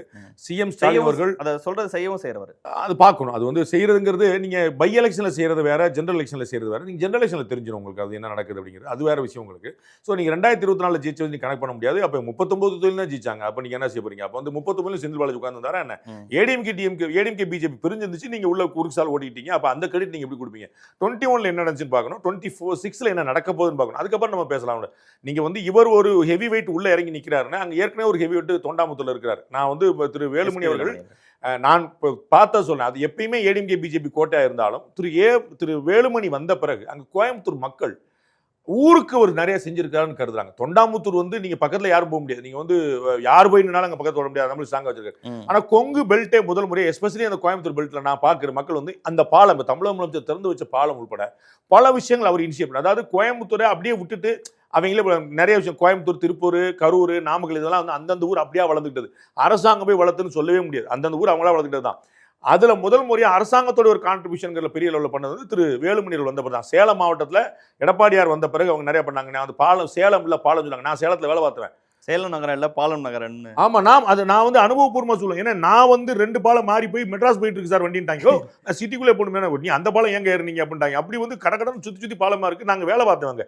ஸோ இன்னைக்கு அது கோயம்புத்தூர்ல நான் பாக்குறேன். சுத்தி தனி லேயர், மேல கீழே ஒரு ரோடு போயிட்டு இருக்கு, மேல ஒரு பிரிட்ஜ் போயிட்டு இருக்கு. இத மாதிரி விஷயங்களும் அவர் கொண்டு வந்திருக்காரு. சோ அவங்களும் ஒரு ஹெவி வெயிட் வச்சிருக்காங்க. இன்னைக்கு வந்து ஏடிஎம்கே பிஜேபி ஆனா வேலுமணிக்கு எதிராக ஒரு வலுவான கார்த்திகேயன் அவர்கள், என்ஆர் கார்த்திகேயன் அவர்கள் நிப்பாட்டிருக்காங்க. அவர் எப்பயுமே வலுவான கேண்டிடேட் தான். கடந்த முறை நின்ன கேண்டிடேட் தாங்கிற பார்க்கணும். நம்ம வேற நிறைய கேண்டிடேட் டிஎம்கே நல்ல கேண்டிடேட்ஸ் இருக்காங்க. ஆனா வெல்லக்கூடிய கேண்டிடேட்ஸ் இருக்காங்களா நம்ம பார்க்கணும். அது எப்படி அந்த விஜய் அவர்களுடைய பெனட்ரேஷன் அங்க எந்த அளவுக்கு இருக்குங்கிற பார்த்து. கரூர்ல வந்து விஜயபாஸ்கர், எம்ஆர் விஜயபாஸ்கர் அவர்களுக்கும் செந்தில் பாலாஜி அவர்களுக்குமான ஃபைட் எல்லாருக்கும் தெரிஞ்சது தான். அங்கேயே அவர் இல்லைன்னா எம்ஆர் விஜயபாஸ்கர் அது ஈஸி ஆயிடும் அப்படின்லாம் பல பேர் சொல்லக்கூடிய ஒரு விஷயம். அதான் எனக்கு முதல் வியப்பே இவர் எதுக்கு அங்க போனார் அப்படிங்கிறது தான். நீங்க சொன்ன மாதிரி வானதி அக்கா இங்க மாறின மாதிரி இங்க இவர் போனது, இவருக்கு விஜயபாஸ்கர் ஏப்பா உடப்பா போதுப்பா அப்படின்னு சொல்லி சொன்னாரா? கரூர் ஸ்டாம்பேட் ஒரு விஷயமா? நான் அதாங்க திரு செந்தில் பாலாஜி வந்து அவ்வளவு நெகட்டிவிட்டியும் சேர்த்து கேரி பண்றாரு. அவருக்கு பாசிட்டிவிட்டியா இருந்து கட்சிக்குள்ள ஒரு ஒர்க் பண்றதுல கேடர்ஸ் மத்தியில் எவ்வளவு ஒரு பாசிட்டிவா இருந்தாரோ அதே மாதிரி நெகட்டிவ் இமேஜ் சார் மோடி மாதிரி வச்சுக்கலாம். நீங்க வந்து அவருக்கு வந்து நெகட்டிவா இதில் பிம்பம் நிறைய கட்டமைக்க முடியும். உண்மையா என்னன்னு உங்களுக்கு தெரியாது. ஆனா வந்து மோடி வந்து ஃபாசிசம் சொல்லுங்க, அந்த மாதிரி வந்து இவர் நிறைய நெகட்டிவ் இமேஜ் வந்து நிறைய கேரி பண்றாரு. அதனால வந்து ஒரு சேஃபர் கேமுக்காக வேற பக்கம் போய் நிக்கலாம் அவர். இன்னொரு முக்கியமான தொகுதி அவிநாசி தொகுதி. அதிமுகவின் கோட்டையா பார்க்கப்படுற தொகுதி. சமூக வலைதளங்கள்ல கேண்டிடேட் அறிவிப்பு வந்ததுல இருந்து நிறைய பேசப்படுற ஒரு தொகுதி. அந்த தொகுதியை பாஜகவுக்கு அதிமுக விட்டுருச்சு அப்படின்னு திரு எடப்பாடி பழனிசாமி அவருடைய பெருந்தன்மை, திரு முருகன் அவருடைய தனிப்பட்ட வேண்டுகோள், இந்த 2 தான் காரணமா இருக்க முடியும். படுத்துக்கிட்டே ஜெயிக்கிறதுக்கான ஒரு பெரிய ஸ்பேஸ் இருக்குது. அதுக்காக சபாநாயகர் தனபால் அவர்களின் அது ஏஜ் காரணமா இருக்கலாம். நீங்க விட்டு கொடுத்தா நீங்க பல இடங்கள்ல நீங்க போடுங்க. நீங்க அப்படியே பாத்தீங்கன்னா நீங்க வந்து அந்த அம்மன் அர்ஜுன் இவரை வச்சுருக்கீங்க. போன முறை தெற்கு விட்டு கொடுத்தாரு, இந்த முறை வடக்கு விட்டு கொடுத்தாரு. இந்த அவர் என்ன எவ்வளவுதான் போவார்னு பேசிக்கணும், அவங்களே பாக்கல. அப்படி நீங்க இப்போ சாத்தூர்ல நீங்க யோசிச்சு பாருங்க, தமிழகத்துடைய பாஜக மாநில தலைவர் கேட்கும்போது இப்படி மாட்டேன் நீங்க சொல்வீங்க. அவங்க அந்த மாதிரியான ஒரு ஸ்பேஸ் வந்து நீங்க கொடுத்தானா வேற வழி இல்ல. ஒரு தமிழ் மாநில காங்கிரஸ் மட்டும் ரொம்ப டஃப்பான தொகுதிகளை கொடுத்திருக்காரு. எது ஈஸியான தொகுதி நீங்க சொல்லுங்க. இப்ப ஆர்டி சேகர் நீங்க சொன்ன மாதிரி அவிநாசியா இருக்கலாம், அதெல்லாம் அதிமுக கோட்டை. சாத்தூரா அப்படி தமிழ் மாநில இன்னைக்கு வந்து 230 நாள் இப்படி சொல்ல முடியாதுங்க. அதாங்க ஹானஸ்டான நான் முதல்ல சொல்லிட்டேன். அதுக்கப்புறம் அவர்களுக்கு எதிரா, சாக்கோட்டை அன்பழகனுக்கு எதிரா இந்த மாதிரியானவங்க எல்லாம் கண்டிப்பா வெற்றியே பெற முடியாது. அவ்வளோ பவர்ஃபுல்லானவங்க அப்படிலாம் நினைக்கல. திரு முத்துசாமிக்கு நான் வந்து ட்ரெயின்ல போயிட்டு இருக்கும்போது நான் கண் கூட ஒரு பக்கத்துல உட்காந்து நான் கேட்டேன், முத்துசாமி நல்லவர் தான், என்ன செஞ்சிருக்காருன்னு சொல்லு அப்படின்னு 2 அந்த சமுதாயத்தை சேர்ந்த திமுக காரங்க பேசினாங்க. நான் இல்லை, எனக்கு அந்த ஊரை பத்தி எனக்கு லோக்கலைஸ்டா தெரியும். அவர் ரொம்ப நல்ல, அதே சமுதாயத்தை சேர்ந்த 2 பேர் பேசின வார்த்தை என்னன்னா, அவர் நல்ல மனுஷன், குறைய சொல்ல, ஆனா என்ன நல்லது செஞ்சாரு கேளுங்க. இது வந்து நான் கேட்டது, உங்களுக்கு புரியுங்களா? ஸோ நீங்க யாரை நீங்க வந்து சேஃபா ஜெயிக்கிறோம்னு சொன்னாலும் எல்லாருக்கு முன்னாடி ஒரு சேலஞ்ச் இருக்கு. அதுதான் இந்த எலெக்ஷனுடைய சிக்னிஃபிகன்ஸே அதுதான்.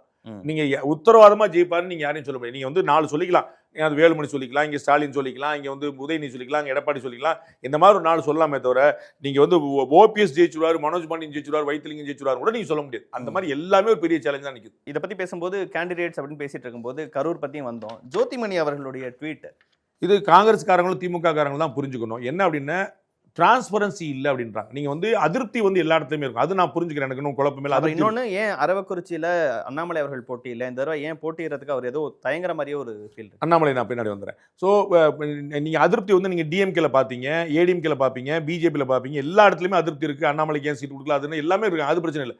ஆனால் சீட்டு விற்கப்படுதோ, டிரான்ஸ்பரன்சி இல்லையோ, தலைவரும் மேற்பார்வையாளர் மட்டுமே அல்ல, நாங்கள் கொடுத்த பரிந்துரைகள் நிராகரிக்கப்பட்டன, இது நியாயமற்றது அப்படிங்கிற ஒரு பெரும் குற்றச்சாட்டு வந்து, அதுவும் ஜோதிமணி வந்து ஒரு மேடை பேச்சாளர் அப்படி ஏதோ வாய்க்கு வந்தாலும் பேசிட்டு போவாங்கிற ஆள் கிடையாது. அவங்க வந்து டெல்லியில வந்து பெரிய செல்வாக்கு கொண்டவங்க, நிரூபிச்சவங்க, ஒரு எளிமையான கொண்டு ராகுல் காந்தி விரும்புகிற ஒரு பிரிகேடு வந்து கிரியேட் பண்ணல. அடுத்த தலைமுறையில் ரொம்ப முக்கியமான தலைவர்கள் ஒன்று அவர், மாணிக்க தாகூர்லாம் காங்கிரஸோடைய அடுத்த நம்பிக்கை. நீங்க வந்து பழைய ஆட்கள்லாம் வச்சிருந்தது போக அடுத்த நம்பிக்கை இவங்கள தான். அப்போ இவர்கள்லாம் இந்த குரலை கொடுக்குறாங்க அப்படிங்கும்போது ரொம்ப முக்கியமான. நீங்க இப்ப நீங்க தாம்பரத்தில் ஒரு கேண்டிடேட் சொன்னீங்க, அவர் கொடுக்கல. இதை மாதிரி புதுமுகங்கள் எல்லா கட்சியிலும் வரும். ஆனா வித்துட்டாங்க, டிரான்ஸ்பரன்சி இல்ல, வேற ஏதோ காரணத்துக்காக கொடுத்துட்டீங்க, நீங்க தன்னிச்சையா முடிவு எடுக்கிறீங்க, பழைய காங்கிரஸ்காரனுடைய கோரிக்கை. இந்த குற்றச்சாட்டுகள் டிஎம்கே ஏடிஎம்கே கூட கிடையாது. உங்களுக்கு புரியுங்களா? அதுதான் நான் சொல்லுவேன். இப்போ பிஜேபியில நிறைய பேர் வந்து எங்களுக்கு கிணத்து கடை வாங்கல, வசந்தராஜனுக்கு வாங்கல, அது மாதிரி நிறைய பேர் அது நியாயமா புரிஞ்சுக்கிறோம். ஆனா அதுக்கு மேல நீ வித்துட்ட, இவர்கிட்ட கொடுத்து இந்த கம்ப்ளைண்ட் கிடையாது. அது காங்கிரஸ்ல இருக்கு. இது காங்கிரஸ் மேல யோசிக்க நான் பலமுறை சொல்லிருக்கேன். அதாவது பரம்பரை காங்கிரஸ்காரர்களுக்கும் உள்ள நுழைஞ்சிருக்க புதிய தலைமுறை காங்கிரஸ்காரங்களும் ஒரு பெரிய வித்தியாசம். அதுதான் வந்து ஜோதிமணியோட குரலுடைய வெளிப்பாடு. அண்ணாமலை நீங்க கேட்டீங்க, அண்ணாமலை அவர்கள் போட்டியிட விருப்பம் இல்லைங்கிறத வெளிப்படுத்தி இருக்கிறாரு. அது நம்ம வெளியில எல்லாருக்குமே தெரிஞ்ச விஷயம். ஆனா என்னுடைய தனிப்பட்ட பார்வையில் அண்ணாமலை போட்டியிடணும்னு சொல்லு. நீங்க ஒரு தலைவருக்கு அழகு, அது வந்து ஒரு நீங்க போட்டிட்டாகணும். அது ஜெயிக்கிற தேர்தல் தோக்குற தேர்தல் அது மேட்டர் இல்லை. பார்லிமெண்ட் எலெக்ஷன்ல போட்டிட்டீங்க, நீங்க வந்து ஸ்டேட் பாலிடிக்ஸ்ல தான் ஃபோக்கஸ் பண்றீங்க. பல முறை இன்னைக்கு வரைக்கும் உங்களுக்கு அகில இந்திய பதவி கொடுக்காததுக்கான முக்கியமான காரணங்கள் ஒரு காரணம் வந்து நீங்க ஆல் இந்தியா பார்த்தீங்கன்னா, நீங்க அகில இந்திய பொதுச்செயலாளர் போட்டீங்கன்னா உங்களை அசாம்ல பொறுப்புல போடுவாங்க. அசாம்ல நீங்க எலெக்ஷன் ஓடிட்டு அங்க பார்க்கணும். அந்த மாதிரி வந்து எங்கேயோ ஒரு நான் என் ஊர்ல வளர்க்கணும். அப்ப என் ஊர்ல நம்ம ஊர்ல எலெக்ஷன் நடக்கும்போது நான் பிரச்சாரத்துக்கு போறேன். அப்ப யார் பிரச்சாரத்துக்கு போக மாட்டா? அப்போ ஓபிஎஸ் போக மாட்டாரா, இபிஎஸ் போக மாட்டாரா, இப்போ நயினார் போக மாட்டாரா, ஸ்டாலின் போக மாட்டாரா, எல்லாரும் தான் பிரச்சாரம். அப்போ நீங்கள் நிற்கணும். அதில் வெல்றதுக்கான வாய்ப்பு இருக்குன்னு நான் சொல்கிறேன். நீங்கள் வெல்ல மாட்டீங்கன்னு ஏன் நினைக்கணும்? யாருமே நினைக்கணும். அவருக்கு வந்து கட்டாயமாக வந்து வாய்ப்பு இருக்குது நமக்கு வந்து. அண்ட் அவர் போட்டிட்டாருன்னு நான் ஏற்கனவே சொன்னது தான், விஜய் மாதிரி தான். அவர் எந்த தொகுதியில் போட்டிட்டாலும் அது அவர் ஆமா, அந்த தொகுதி வந்து எல்லாருடைய கவனம் பெற்றிருக்கும். அப்போ நிற்கலாம் அப்படிங்க. அது போக நிச்சயமா அந்த தொகுதியில் போட்டியிடக்கூடிய யாரோ ஒருத்தோட 100 ஓட்டு கூட தான் வாங்குவார். தொகுதி இல்லைன்னு ஃபீல் பண்றாரு. அதைத்தான் நான் உங்களுக்கு அதுதான் பதிலா சொன்னேன். 234 தொகுதி அவர் தொகுதின்ற. அவர் எங்க நீங்க பத்மநாபத்தில் அவர் போட்டிட்டா என்ன ப்ராப்ளம் ஆயிருன்ற. போன முறை பார்லிமெண்ட்ல ராமநாதபுரத்தை அவங்க சஜஸ்ட் பண்ணாங்க. அவருக்கு ராமநாதபுரத்துக்கு அவருக்கு என்ன சம்பந்தம்? நிக்கலாம் நயினார் நாயந்திரன் வந்து ராமநாதத்தில் போட்டிட்டு இருக்காரு. உங்களுக்கு புரியுங்களா? கொஞ்சம் காஸ்ட் ஈக்குவேஷன்ஸ் அவருக்கு என்ன, அதுதான் உங்களுக்கு இவருக்கு என்ன, அண்ணாமலைக்கு என்ன காஸ்ட், அதுக்காக தான் உங்களுக்கு சொன்னேன். நீங்க அதுக்கு முன்னாடி இங்க போயிருக்கா தான் நான் திருப்பி முன்னாடி இங்க வந்தேன். அவர் அப்ப அவர் வந்து எல்லா இடங்களையும் போட்டிடக்கூடிய கணக்கு அப்படிங்கிறது சொல்ல. அப்ப அவர் நிக்கணுங்கிறது தான் கணக்கு. ஏன் நிக்கல, தலைமை சொல்லுமா, நிக்காமலே போவாரா, அது எனக்கு தெரியும். ஓகே, திருச்சி அப்படியே டெல்டா ஃபுல்லா சொல்லிருங்க சார். திருச்சியில கே நேரு அவர்கள் அப்புறம் பழனியாண்டி அவர்களுக்கு வாய்ப்பு மறுக்கப்பட்டிருக்கு. திருச்சியில வந்து பழனியாண்டி அவர்களுக்கு கொடுக்காதன் மூலமா டிஎம்கே வந்து ஒரு லேசான நியாயம் செஞ்சிருக்குன்னு நினைக்கிறேன். நேரடியாக ஊடகவியலாளர்கள் மீது தாக்குதல் நடத்துவேங்கிற அளவுக்கு போய் நின்று பொய் சொல்லி ஆளை மதிக்க வச்சு இந்த மாதிரி விஷயங்கள்லாம் நடக்குன்னு சினிமாவில் பார்த்த காட்சிகள் அதெல்லாம் நேரடியாக நடக்கும் அப்படின்னா அது யாருக்காகவும் அச்சுறுத்தல். அது வந்து ஒருத்தருக்கு 2 பேருக்கு ஊடகவியலாளராக நான் இருக்கேங்கிறனால சொல்ல.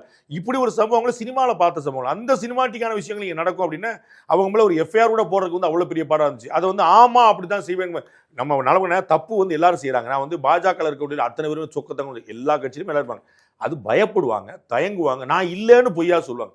ஆமாங்கிற வரைக்கும் ரேஞ்சுக்கு வந்து நின்னீங்கன்னா அப்புறம் என்ன கணக்கு? அட்லீஸ்ட் இவர்கள் மாதிரி சிலருக்கு நான் தான் சொன்னேன், எல்லாருக்குமே மாற்றி கொடுத்ததுக்கான காரணம் விமர்சனம் கிடையாது. மனோ தங்கராஜுக்கோ இதுக்கோ வந்து இவருக்கெல்லாம் கொடுக்காம வந்தது வந்து அவர் சில நியாயமும் செஞ்சிருக்காங்கிறதுக்கான உதாரணம். ஓகே, அதான் நாகப்பட்டினம், மயிலாடுதுறை, திருவாரூர், தஞ்சாவூர் அங்கெல்லாம் அவங்களோட மாஸ்டர்ஸே நிப்பாட்டி இருக்கிறாங்க. இதெல்லாம் டெல்டா பெல்ட்டுங்க. வைத்திலிங்கம் போன்ற உள்ள வந்தது மூலமா ஒரு அட்வான்டேஜ் கிடைக்கும். இங்க டிவிக்கு எவ்வளவு பெனட்ரேட் பண்ணிருக்குங்கிற பொறுத்து மாறும். ஏன்னா நீங்க வந்து அதே நம்ம இடங்கள் பேசும்போதும், நம்ம சென்னை குறித்து பேசும்போது டிவிகே ஃபேக்டர் ரொம்ப முக்கியமா நீங்களும் பேசுனீங்க. மற்ற இடங்கள்ல அந்த ஃபேக்டர்ஸ் அவ்வளவா இருக்காதுன்னு நினைக்கிறீங்களா? அது எப்படி சார் இருக்கும்? இல்ல, என்னால டெல்டாலையும் சவுத்துலையும் என்னால் ரொம்ப பார்க்க முடியல. நார்த் பெல்ட்லையும் சென்னை பெல்ட் நான் ரொம்ப பார்க்குறேன். அதாவது விசிபிளான பிரசன்ஸ் இருக்குது. தட் வில் ரீச் மோர் தென் 15ங்கிற மாதிரி இருக்கு. நீங்க ஓவராலா வந்து 15% வாங்குவாங்கன்னு வச்சுக்கோங்களேன் டிவிக்கு. அப்போ எல்லா தொழிலும் 15 வாங்க போடல. ஒரு தொழில் 25 வாங்குவாங்க, ஒரு தொழில் 10 வாங்குவாங்க, ரெண்டும் சேர்த்து நம்ம வந்து 15 போடலாம். அப்படிதான் நிற்கும் உங்களுக்கு. ஸோ வந்து அவங்களுடைய ஸ்ட்ராங் பெனட்ரேஷன் சென்னை என்று நார்த் பெல்ட்ல இருக்குன்னு நினைக்கிறேன். சவுத்லையும் டெல்டாலையும் கம்மியாக இருக்குது. சவுத்து வெஸ்ட் டெல்டா கொஞ்சம் கம்மியாக இருக்குன்னு நான் நினைக்கிறேன். இது புரிஞ்சிடும். ஸோ டெல்டா லெவல் எவ்வளோ பெனட்ரேட் பண்ணுறாங்கிற போது, ஏன்னா நீங்கள் அம்மா மக்கள் முன்னேற்றம் உள்ள வந்திருக்கு, 21 அவங்க கிடையாது. ஸோ அவங்களுடைய பெனட்ரேஷன் அங்கே உள்ள இருக்குது. அப்போ வந்து அது ஏடிஎம்கேக்கு வந்து நிற்கும் போது, இந்த பக்கம் டிஎம்கேல வந்து ஏடிஎம்கேல ஹெவி வெயிட் சார்ந்தவங்க உள்ள போயிருக்காங்க போது, இது ஒரு திருப்பி அங்கே ஒரு மும்முனை போட்டியாக தான் நிற்கும். ஒரு கணிக்க முடியாத குழப்பம் தான் நினைக்கிறேன். மதுரை, விருதுநகர், தேனி முக்கியமான இடங்கள் இருக்கக்கூடிய தொகுதி. மாணிக்கம் தாகூர் ரொம்ப ஆசைப்பட்ட மதுரை வடக்கு வழக்கம் போல தளபதி அவர்களுக்கே போயிடுச்சு. விருதுநகர்ல விஜய பிரபாகரன் அவர்கள், தேனியில சார் இங்க எல்லாம் வந்து திமுக கூட்டணியோட உள்ளடி வேலையும் ஒரு மேஜர் ரோல் பிளே பண்ணணும்னு நினைக்கிறேன். திமுக மட்டும் இல்ல, திமுக கூட்டணி, திமுக நீங்க சொன்ன திரு தளபதி அவர்கள், மூர்த்தி அவர்கள், இவங்க எல்லாருமே திமுகவிலையும் எதிர்ப்பு சம்பாதிச்சிருக்காங்க. திரு மூர்த்தி அவர்களுக்கும் திரு பிடிஆர் பழனிவேல் தியாகராஜனுக்கும் உள்ள அதிருப்தி ஊர் அறிஞ்சதாங்க. மேயர் வச்சு ஒரு கோஷ்டி, இந்த மாதிரி ஆளாளுக்கு ஒரு கோஷ்டி பண்ணி அவங்களுக்குள்ள ஒரு பெரிய கான்ட்ரவர்சி ஓடிட்டு பார்த்தா கண்கூடா பாக்குறோம். அது ஏடிஎம்கேல வந்து ரொம்ப சட்டலா இருக்கு. பிடிஆர் அவர்களுக்கு எதிராக சுந்தர் சி அவர்கள் நிக்கிறாரு. ஆமா, அது வந்து ஒரு நல்ல ஜாலியான ஒரு போட்டி தான், நமக்கு வந்து ஹாப்பியாக இருக்கும். அது வந்து என்னதற்கு பெனட்ரேட் கேஸ்ட் ஈக்குவேஷன் எல்லாம் கணிக்க முடியல. அதனால் கொஞ்சம் அர்பனைஸ்டான ஒரு தொகுதி அது. அங்கே வந்து கேஸ்ட் ஈக்குவேஷன் ஏதாவது உள்ள வருதா அப்படிங்கிறது தெரியும். Son of so and so Pillai அப்படின்னு போட்டு பதவி கொடுத்துருக்காங்க. எங்கள் அண்ணன் அப்படின்னா எனக்கு தெரியவே தெரியாது. என்ன நீ சுந்தர் சி தான் எங்களுக்கு தெரியும் அப்படின்னு சொல்லிட்டு son of so and so Pillai அப்படின்னு போட்டு வந்துருக்காரு சொல்லிட்டு அண்ணன் ஏசி சர்மா வந்து ஒரு பெரிய ஒரு வேற ஒரு புது அடையாளத்தை கொடுத்துருக்காரு. இன்ட்ரெஸ்டிங்கான எலெக்ஷனாக இருக்கும். இவர் எவ்வளோ தூரம் பிரச்சாரம் பண்ணி கன்வின்ஸ் பண்ணுறாருங்கிற நம்ம பார்க்கணும். எகன் அதே தான், அதெல்லாம் வந்து ஒரு வலுவான மும்முனை போட்டி ஏற்படுத்தக்கூடிய வாய்ப்பு. டிவிக்கோட பிரசன்ஸ் அங்கே நிற்கும். சிட்டில் ஏதோ இளைஞர் சின்ன பசங்க போய் நிற்பாங்க. அப்போ அது ஒரு மும்முனை போட்டி வந்து அது யாருக்குனாலும் எதிராக நிற்க போகலாம். அதனால சுந்தர்சிக்கான வெற்றி வாய்ப்பு கம்மி நீங்க சொல்லிட முடியாது. சுந்தர்சிக்கான வாய்ப்பு கூட நல்லா இருக்கலாம். கிரகம் எங்கேயான முந்தானத்துக்கு நான் ஒரு 10 நாள் முன்னாடி அண்ணன் பேசிட்டு இருந்தேன். பிடிஆர் அவர்கள் வேற ஓட்டுக்கெல்லாம் காசு தர மாட்டேன்னு சொல்லுவாரு. அதான் இவரும் தர மாட்டாரு. அண்ணன் ஏசி சும்மா அனுப்புனாதான் உண்டு. இவர் கையிலும் தர மாட்டாரு. ஏன்னா இவர் வந்து கொஞ்சம் கெட்டி, அண்ணி குஷ்புவும் கெட்டி, இவரும் கெட்டி, பயங்கரமா வந்து உட்காந்துருப்பாங்க. காசுலாம் தருவாங்களான்னு தெரியல. அது ரொம்ப அது இன்ட்ரெஸ்டிங்கான ஒரு எலெக்ஷன் தான். திருப்பரங்குன்றம் ரொம்ப முக்கியமான தொகுதி, பொலிட்டிக்கலி கவனிக்கப்பட்ட தொகுதி. ராஜன் செல்லப்பா அவர்கள் அங்க சேஃப் பெட் தான் நினைக்கிறேன் அவருக்கு. ஏன்னா ஏடிஎம்கே பிஜேபி எமோஷன்ஸ் ரொம்ப ஸ்ட்ராங்கா இருக்கு. கேஸ்ட் ஈக்குவேஷன் நம்ம ராமஸ்ரீனிவாசன் சார் அங்க இறங்குவாங்கன்னு நினைக்கும் போது அது வந்து அதிமுக அவர் ராமசீனிவாசன் பேராசிரியர் பொறுத்தளவுக்கு அவர் ஏதாவது ஒன்று சட்டு ஒன்று சொல்லி முடிங்கப்பா நான் போட்டி போறேங்க ரேஞ்சில் இருந்தார். அவர் ஒன்றில் ஒர்க் பண்ணுவார், வேற ஒரு தொகுதி அதை அப்படியே கொடுத்துரும். அவர் பார்லிமெண்ட்லேயே ஒரு அல்லாட விட்டாங்க. அவர் ஒரு இறங்கி வேலை பார்க்கலாம்னு நினைக்கிறதுக்குள்ள படாத பாடுபட்டாங்க. நீங்க திருப்பரங்குன்றத்துல ஒரு பேட்டியில் எடுத்தீங்கன்னு நினைக்கிறேன். அப்ப மதுரையில 6ல் 4 ரொம்ப நல்லா பண்ணியிருக்காரு. ஏடிஎம்கேயோட பெட்டரா பண்ணிருக்காரு. நம்பர் 2 கட்சியா வந்துச்சு. மதுரை பாராளுமன்ற தொகுதியில ஏடிஎம்கே 3வது இடம், பிஜேபி 2வது இடம். அவ்வளவு ஸ்ட்ராங்கா கொடுத்துருக்காங்க. அவர் பியூட்டிஃபுல்லா பண்ணாரு. ஸோ திருப்பரங்குன்றமும் அவர் நல்லா தான் இருந்திருக்கும். பட் இதுலயும் ஒன்று குழப்பம்ல, அவர் வந்து மதுரையுமே ஒரு ஸ்ட்ராங்கான பெர்சன்ட் கொடுப்பாரு நினைக்கிறேன். ஸ்ட்ராங்கான பெர்சன்ட் கொடுப்பாரு நினைக்கிறேன். அவருக்கு seat doctor Saravanan I think எனக்கு தெரிஞ்சு எல்லா கட்சியிலையும் போட்டி போட்டிருப்பாரு. இந்த தடவை அதிமுக போட்டி போடுறாரு. ஆமா, அது வந்து வருவாரு. போன எலெக்ஷன்ல பாஜக போட்டி இல்ல, பேராசிரியரே வந்து நல்லா ஒரு ரோல் பண்ணுவாருன்னு நான் நினைக்கிறேன். திருப்பரங்குன்றத்தை பொறுத்தளவுக்கு ராஜன் செல்லப்பா சேவ் பட்டு அவருக்கு வந்து கம்யூனிட்டி பேக்ரவுண்ட் இருக்குது அண்ட் இப்போ ரிலீஜியஸ் பேக்ரவுண்ட் இப்போ வந்துருது. ஆனால் கொஞ்சம் சேஃபாக தான் இருக்கும் நினைக்கிறேன். ஓபிஎஸ் அவர்கள், வைத்திலிங்கம் அவர்கள், மனோஜ் பாண்டியன், இவங்களுக்கெல்லாம் உள்ளடி வேலையும் ஒரு தாக்கத்தை ஏற்படுத்தும் நான் நினைக்கிறேன். அது வந்து நான் திமுக ஏற்கனவே சொன்னேன். திமுக நான் வந்து காங்கிரஸ் டிஎம்கே பற்றி சொன்னேன்ல, அதான் டிஎம்கே நான் நேற்று அது கொஞ்சம் எமோஷன் செட்டில் ஆக கொஞ்சம் நாள் ஆகும். இப்போ ஏவல் எல்லாம் ஏடிஎம்கே இருந்தாருன்னு நம்ப மாட்டேன். ஏடிஎம்கே இருந்தார் நடந்தே போயிருப்பாங்க. ரொம்ப பழசாகி போச்சு. அது மாதிரி வந்து கே சார்லாம் எங்க ஊர்ல எங்களுக்கு தெரியும். கே சார்லாம் எவ்வளவு பெருசாக ஏடிஎம்கே இருந்தார், டிஎம்கே மாறுதல் இல்லாமல் இருந்தார். இன்னைக்கு செட்டில் ஆயிட்டாங்க. ஸோ இப்போதான் இவங்க எல்லாம் வந்திருக்காங்கன்னா it may take some time. ஏன்னா போன 2024 வரைக்கும் சண்டை போட்டு இருந்தவங்க திருப்பி 26ல பொசுக்குன்னு வந்தா கொஞ்சம் நாளாகும். கனிமொழி கருணாநிதி அவர்களுக்கு வாய்ப்பு கொடுக்கப்படும், நிறைய பேர் விருப்ப மனுலாம் அவங்க பேர்ல கொடுத்தாங்க. ஆனா வாய்ப்புகள் எதுவும் வர, அது வந்து ஒரு தேவையில்லாத முடிவா இருக்கும், சர்ச்சைக்குரிய முடிவாக இருக்கும். நீங்க திரு டிடிவி தினகரன் வந்து நான் போட்டி போடலன்னு யாரும் கேட்க முன்னாடி அறிவிச்சார். ரொம்ப முக்கியமான காரணம், 10 காரணம் இருக்கலாம். முக்கியமான காரணம் சர்ச்சைகளையும் எந்த விதமான சந்தேகங்களையும் தவிர்க்கிறதுக்காக. அவர் வந்துட்டாருன்னா அவருக்கு ஒரு மரியாதை இருக்குது, அதில் குழப்பம் இல்லை. நேற்று வரைக்கும் ஏடிஎம்கள் இருந்த பலர் வந்து அவர்கிட்ட இருந்தவங்க, அவர்கிட்ட சீட் வாங்கினவங்க, அல்லது சின்ன மாட்ட வாங்கின மாதிரி பல விஷயங்கள். அப்போ வந்து யாராவது 2 பேசினாலே பயம் வரும், தேவையில்லாத விஷயம். அப்போ அதுக்காக பண்ணாங்க. அது மாதிரி தான் நாளைக்கு வந்து கனிமொழி அவர்களுக்கு வந்து டெல்லிக்கு அலாட் பண்ணியாச்சு. முன்னாடி நாஞ்சில் மனோகரன் இருந்தார், முரசொலி மாறன் இருந்தார், தயாநிதி மாறன் இருந்தார். இப்போ வந்து அந்த ரோலை பிளே பண்ணுறது திருமதி கனிமொழி முடிவு பண்ணிட்டாங்க. டெல்லியில் ஏதாவது தயாநிதி மாறன் கிடையாது, டிஆர் பாலு கிடையாது, திருச்சி சிவா கிடையாது, அக்கா தான். அப்போ அவங்க அப்போ வந்து அது அப்படியே போகிறதா நல்லது. ஏன்னா நல்ல ரேப்போர்ட் கிரியேட் பண்ணிட்டாங்க. நீங்கள் வந்து குலாம் நபி ஆசாத்ல இருந்து, சோனியால இருந்து, ராகுல்ல இருந்து, இன்னைக்கு கூட எல்லாரோடையும் நல்ல ரேப்போர்ட் ரெடி பண்ணி வச்சிருக்காங்க. அப்போ வந்து அவங்க அப்படியே அலோவ் பண்றதா ரொம்ப சரியா இருக்கும். இங்க கொண்டு டக்குன்னு அடுத்து வரும். ஏன்னா அக்கா அக்கான்னு பின்னாடி 4 பேர் போயிட்டு இருப்பாங்க. சின்னவர் அப்படி சொன்னார்க்கா, பெரிய அப்படி சொன்னாக்கா, 4 தேவையில்லாத ஒரு பாலிடிக்ஸ் வரும். அதனால அவங்க வந்து அந்த பக்கம் போகாம வந்தது சரியான டிசிஷன் தான். விஜய் அவர்கள் தன்னுடைய வேட்பாளர் பட்டியலில் வேற கட்சியில இருந்து வந்த ரீசெண்டா நேற்று நைட்டு ஜாயின் பண்ணவங்க கொடுத்துருக்காங்க. அதே போல எல்லா பேர்லாம் எப்போ ஜாயின் பண்ணாங்கன்னே தெரியல. தூசி மோகன் இவங்கலாம் எப்போ ஜாயின் பண்ணாங்கன்னு தெரியல. இவர் இங்கே தான் இருந்தார், ஏதோ சீட் கொடுக்கல கேள்விப்பட்ட, அதுக்குள்ள அங்கே போயிட்டாரு. எல்லா கட்சியிலையும் அதிமுக லீமா ரோஸ் அவர்கள் 2 வாரத்துக்கு முன்னாடி ஜாயின் பண்ண கொடுத்துருக்காங்க. இங்க ஜிகேஎம் தமிழ்குமரன் ஜாயின் பண்ண போறாரு, வாய்ப்பு கொடுக்க போறாங்கன்னு பேசப்படுது. ஸோ அதே ரீசன் தான். அது லீமா ரோஸ் வந்து கொஞ்சம் ஸ்பெண்ட் பண்ணுவாங்க. அது வந்து ஜெயிக்கிறாங்களா இல்லையான்னு தெரியாது. நம்ம ஒரு சவுண்டை கிரியேட் பண்ணலாம். தமிழ்குமரன் வந்து காங்கிரஸில் இருக்கிறாரு. ஸோ டிஎம்கே அலையன்ஸ் வந்துடும். அவர் வந்து ஐயா பெரிய ஐயா இருந்தார். ஜி.கே. மணி அவர்களுக்கு வந்து பெரிய லாஸ். அவங்க வந்து விசுவாசத்தினால அவள் பெரிய வாய்ப்பு இருந்தாங்க. அவர் வந்து சின்ன மருத்துவரோட வந்திருந்தாங்கன்னா அவங்களுக்கான ஒரு வெற்றி வாய்ப்பே உருவாயிருக்கு. இப்போ வந்து சீட்டும் இல்லை, இடமும் இல்லை, போட்டி விடாலும் தெரியல. அப்போ தமிழ்குமரன் ஒரு இளைஞராக இருக்கிறனால நான் ஏது அந்த இடத்துக்கு போகணும்னு சொல்லிட்டு அவர் வந்து இந்த பக்கம் அலையன்ஸுக்கு வந்துட்டார். ரொம்ப ஸ்ட்ராங்காக இருக்காரு. அவங்க வந்து போட்டி போடுவாருங்க. அதே ரீசன் தான் அங்கேயுமே. அதாவது யாரோ ஒரு கேண்டிடேட்டை போட்டு அவங்க விஜயோடைய பேர்ல வாங்குறது போல லோக்கலா ஒரு ஸ்ட்ராங் பண்ணி பண்ணி தன்னுடைய டிரைவர் பையனுக்கு சீட்டு கொடுத்திருக்காரு. அது ரொம்ப எமோஷனலா பேசிட்டு இருக்காரு. அதுல எமோஷன் ஒண்ணும் கிடையாது. உண்மையான டிரைவரே நிறைய பேர் இருக்காங்களே. இப்ப அவருடைய டிரைவர் கொடுக்குறது ஒரு பெரிய விஷயம் கிடையாது. அவர் அது நீங்க உங்க டிரைவர்னா கொடுத்துருவீங்களா கூட மாத்தி கூட பார்க்கலாம். நார்மலா எங்கேயோ சேலத்திலையும் மதுரையிலையும் திருச்சிலையும் டிரைவரா இருந்தவங்க, ஆட்டோ டிரைவரா இருந்தவங்க எல்லாம் கொடுத்துருக்காங்க. ஸோ அவருடைய கட்சியில் இருக்கிறவங்களுக்கு எல்லாம் கொடுத்துருக்காங்க. அது ஒரு பெரிய ரோல் கொடுத்துருக்காங்க. பிளஸ் ஜெயிக்கணுங்கிறக்கா யார் யாரெல்லாம் உள்ள வருவாங்களோ அவங்களாம் சீட் கொடுத்தாங்க. அது வந்து யார் அது வெளியில் கட்சி இந்த ஏடிஎம்கிலேருந்து எஸ்பெஷலி பலர்ந்து வந்தவங்க. நீங்க இதுல பாக்குறீங்க பாபு கொடுத்துருக்காங்க, இங்க சிஎம் எதிராக போட்டிடுறாங்க. ஆமா, அந்த மாதிரி வந்து பல இடங்கள்ல வந்து போட்டி கொடுக்குறவங்க எல்லாமே வெளியில் கட்சி இருந்தவங்க தான். அது கொடுக்கத்தானே செய்வாங்க. ஏன் நீங்க ஆதவர்ஜனா வெளியிருந்து வந்தவர் தானே, செங்கோட்டை வெளியிருந்து வந்தவர் தானே. அப்ப கிருஷ்ணன், ஆமா, கோபிச்செட்டிப்பாளையத்தை யாரோ ஒருத்தர், கூபாகிருஷ்ணன் அப்படி சொல்ல முடியாது. அது அடுத்து பேசுறோம். செங்கோட்டையன் வந்து யாரோ ஒருத்தர் கோபிச்செட்டிப்பாளையத்தில் போட்டி விட்டு வாங்குறத விட ஒரு நல்ல ஓட்டு வாங்குவார்ல. அப்ப அதனால தான் எடுத்துள்ள போட்டிருக்கேன். ஓவராலா இந்த 4 முனை போட்டியிடக்கூடிய வேட்பாளர் லிஸ்ட்ல இவங்க நல்லா பண்ணியிருக்காங்க அப்படின்னு நீங்க லிஸ்ட் பண்ணணும்னா எந்த லிஸ்ட்ல சார் சொல்லுவீங்க? நான் என்ன சொல்லுவேன் உங்களுக்கு தான் தெரியும்ல. நான் வந்து என்டிஏ வந்து பெட்டரா டீல் பண்ணியிருக்குன்னு நினைக்கிறேன் இந்த விஷயங்களை. ஏன்னா நான் எப்படி பார்க்குறேன்னா, பொறுப்பை வந்து அவங்கள்ட்ட கொடுத்துட்டாங்கன்னு பார்க்குறேன். அது வந்து ஒரு மாஸ்டர் ஸ்ட்ரோக்காக பார்க்குறேன். அந்தந்த முன்னாள் அமைச்சர் பெருமக்கள் நீங்கள் இபிஎஸ் பழி போட முடியாது. ஓகே, நீங்கள் வெற்றியோ தோல்வியோ நாங்கள் எல்லாரும் சேர்ந்து உழைச்சா தான் சாத்தியங்கிற போட்டுருக்கு. அந்த மாதிரி கொண்டு வந்திருக்கான்னு நினைக்கிறேன். டிஎம்கேல புதுமுகங்கள் போகிற வரைக்கும் பல விஷயங்களில் வந்து அவங்களுக்கு வந்து வேற ரோல் பிளே பண்ணியிருக்கேன். ரொம்ப ஸ்ட்ராங்கான கவர்மெண்ட் திரும்ப நாங்கள் ஆட்சிக்கு வரப்போறோம்னு சொல்றவங்க இவ்வளவு சேர்னிங் கொடுக்க வேண்டிய அவசியமே ஒரு பெரிய ஆட்சி. தொகுதி மாட்டினது, சீட் கொடுக்காம இருக்குது, இவ்வளவு திருச்சியில் நீங்க சொன்ன போல லோக்கல் பாலிட்டிக்ஸ், நேரு ஒரு பேச்சை கேட்காத 4 பேர் காலி பண்ணிட்டாரு அப்படின்னு ஒரு கணக்கு ஓடிச்சிருக்கு. ஸோ இது மாதிரியான விஷயங்கள் எல்லாமே சேர்ந்துருக்கு. ஆன்டிகமசி சேர்ந்து ஒரு காம்ப்ளிகேட் பண்ணு நினைக்கிறேன். வேற இவங்க வந்து கொஞ்சம் பெட்டர்னா அடி சூய்ப்படா அப்படிங்கிற இடத்துல இல்லை, ஒரு கொஞ்சம் அட்வான்ஸ்ல இருக்காங்க நினைக்கிறேன். ஓகே, பொறுத்து வந்து பார்ப்போம் சார். இன்னும் சில நாட்களில் யார் பெஸ்ட் கேண்டிடேட், யாரை மக்கள் தேர்ந்தெடுக்கிறாங்கன்னு தெரிய வந்துடும். இவ்வளோ நேரத்தையும் கருத்துக்களையும் பகிர்ந்து கொண்டதற்கு மிக்க நன்றி சார்.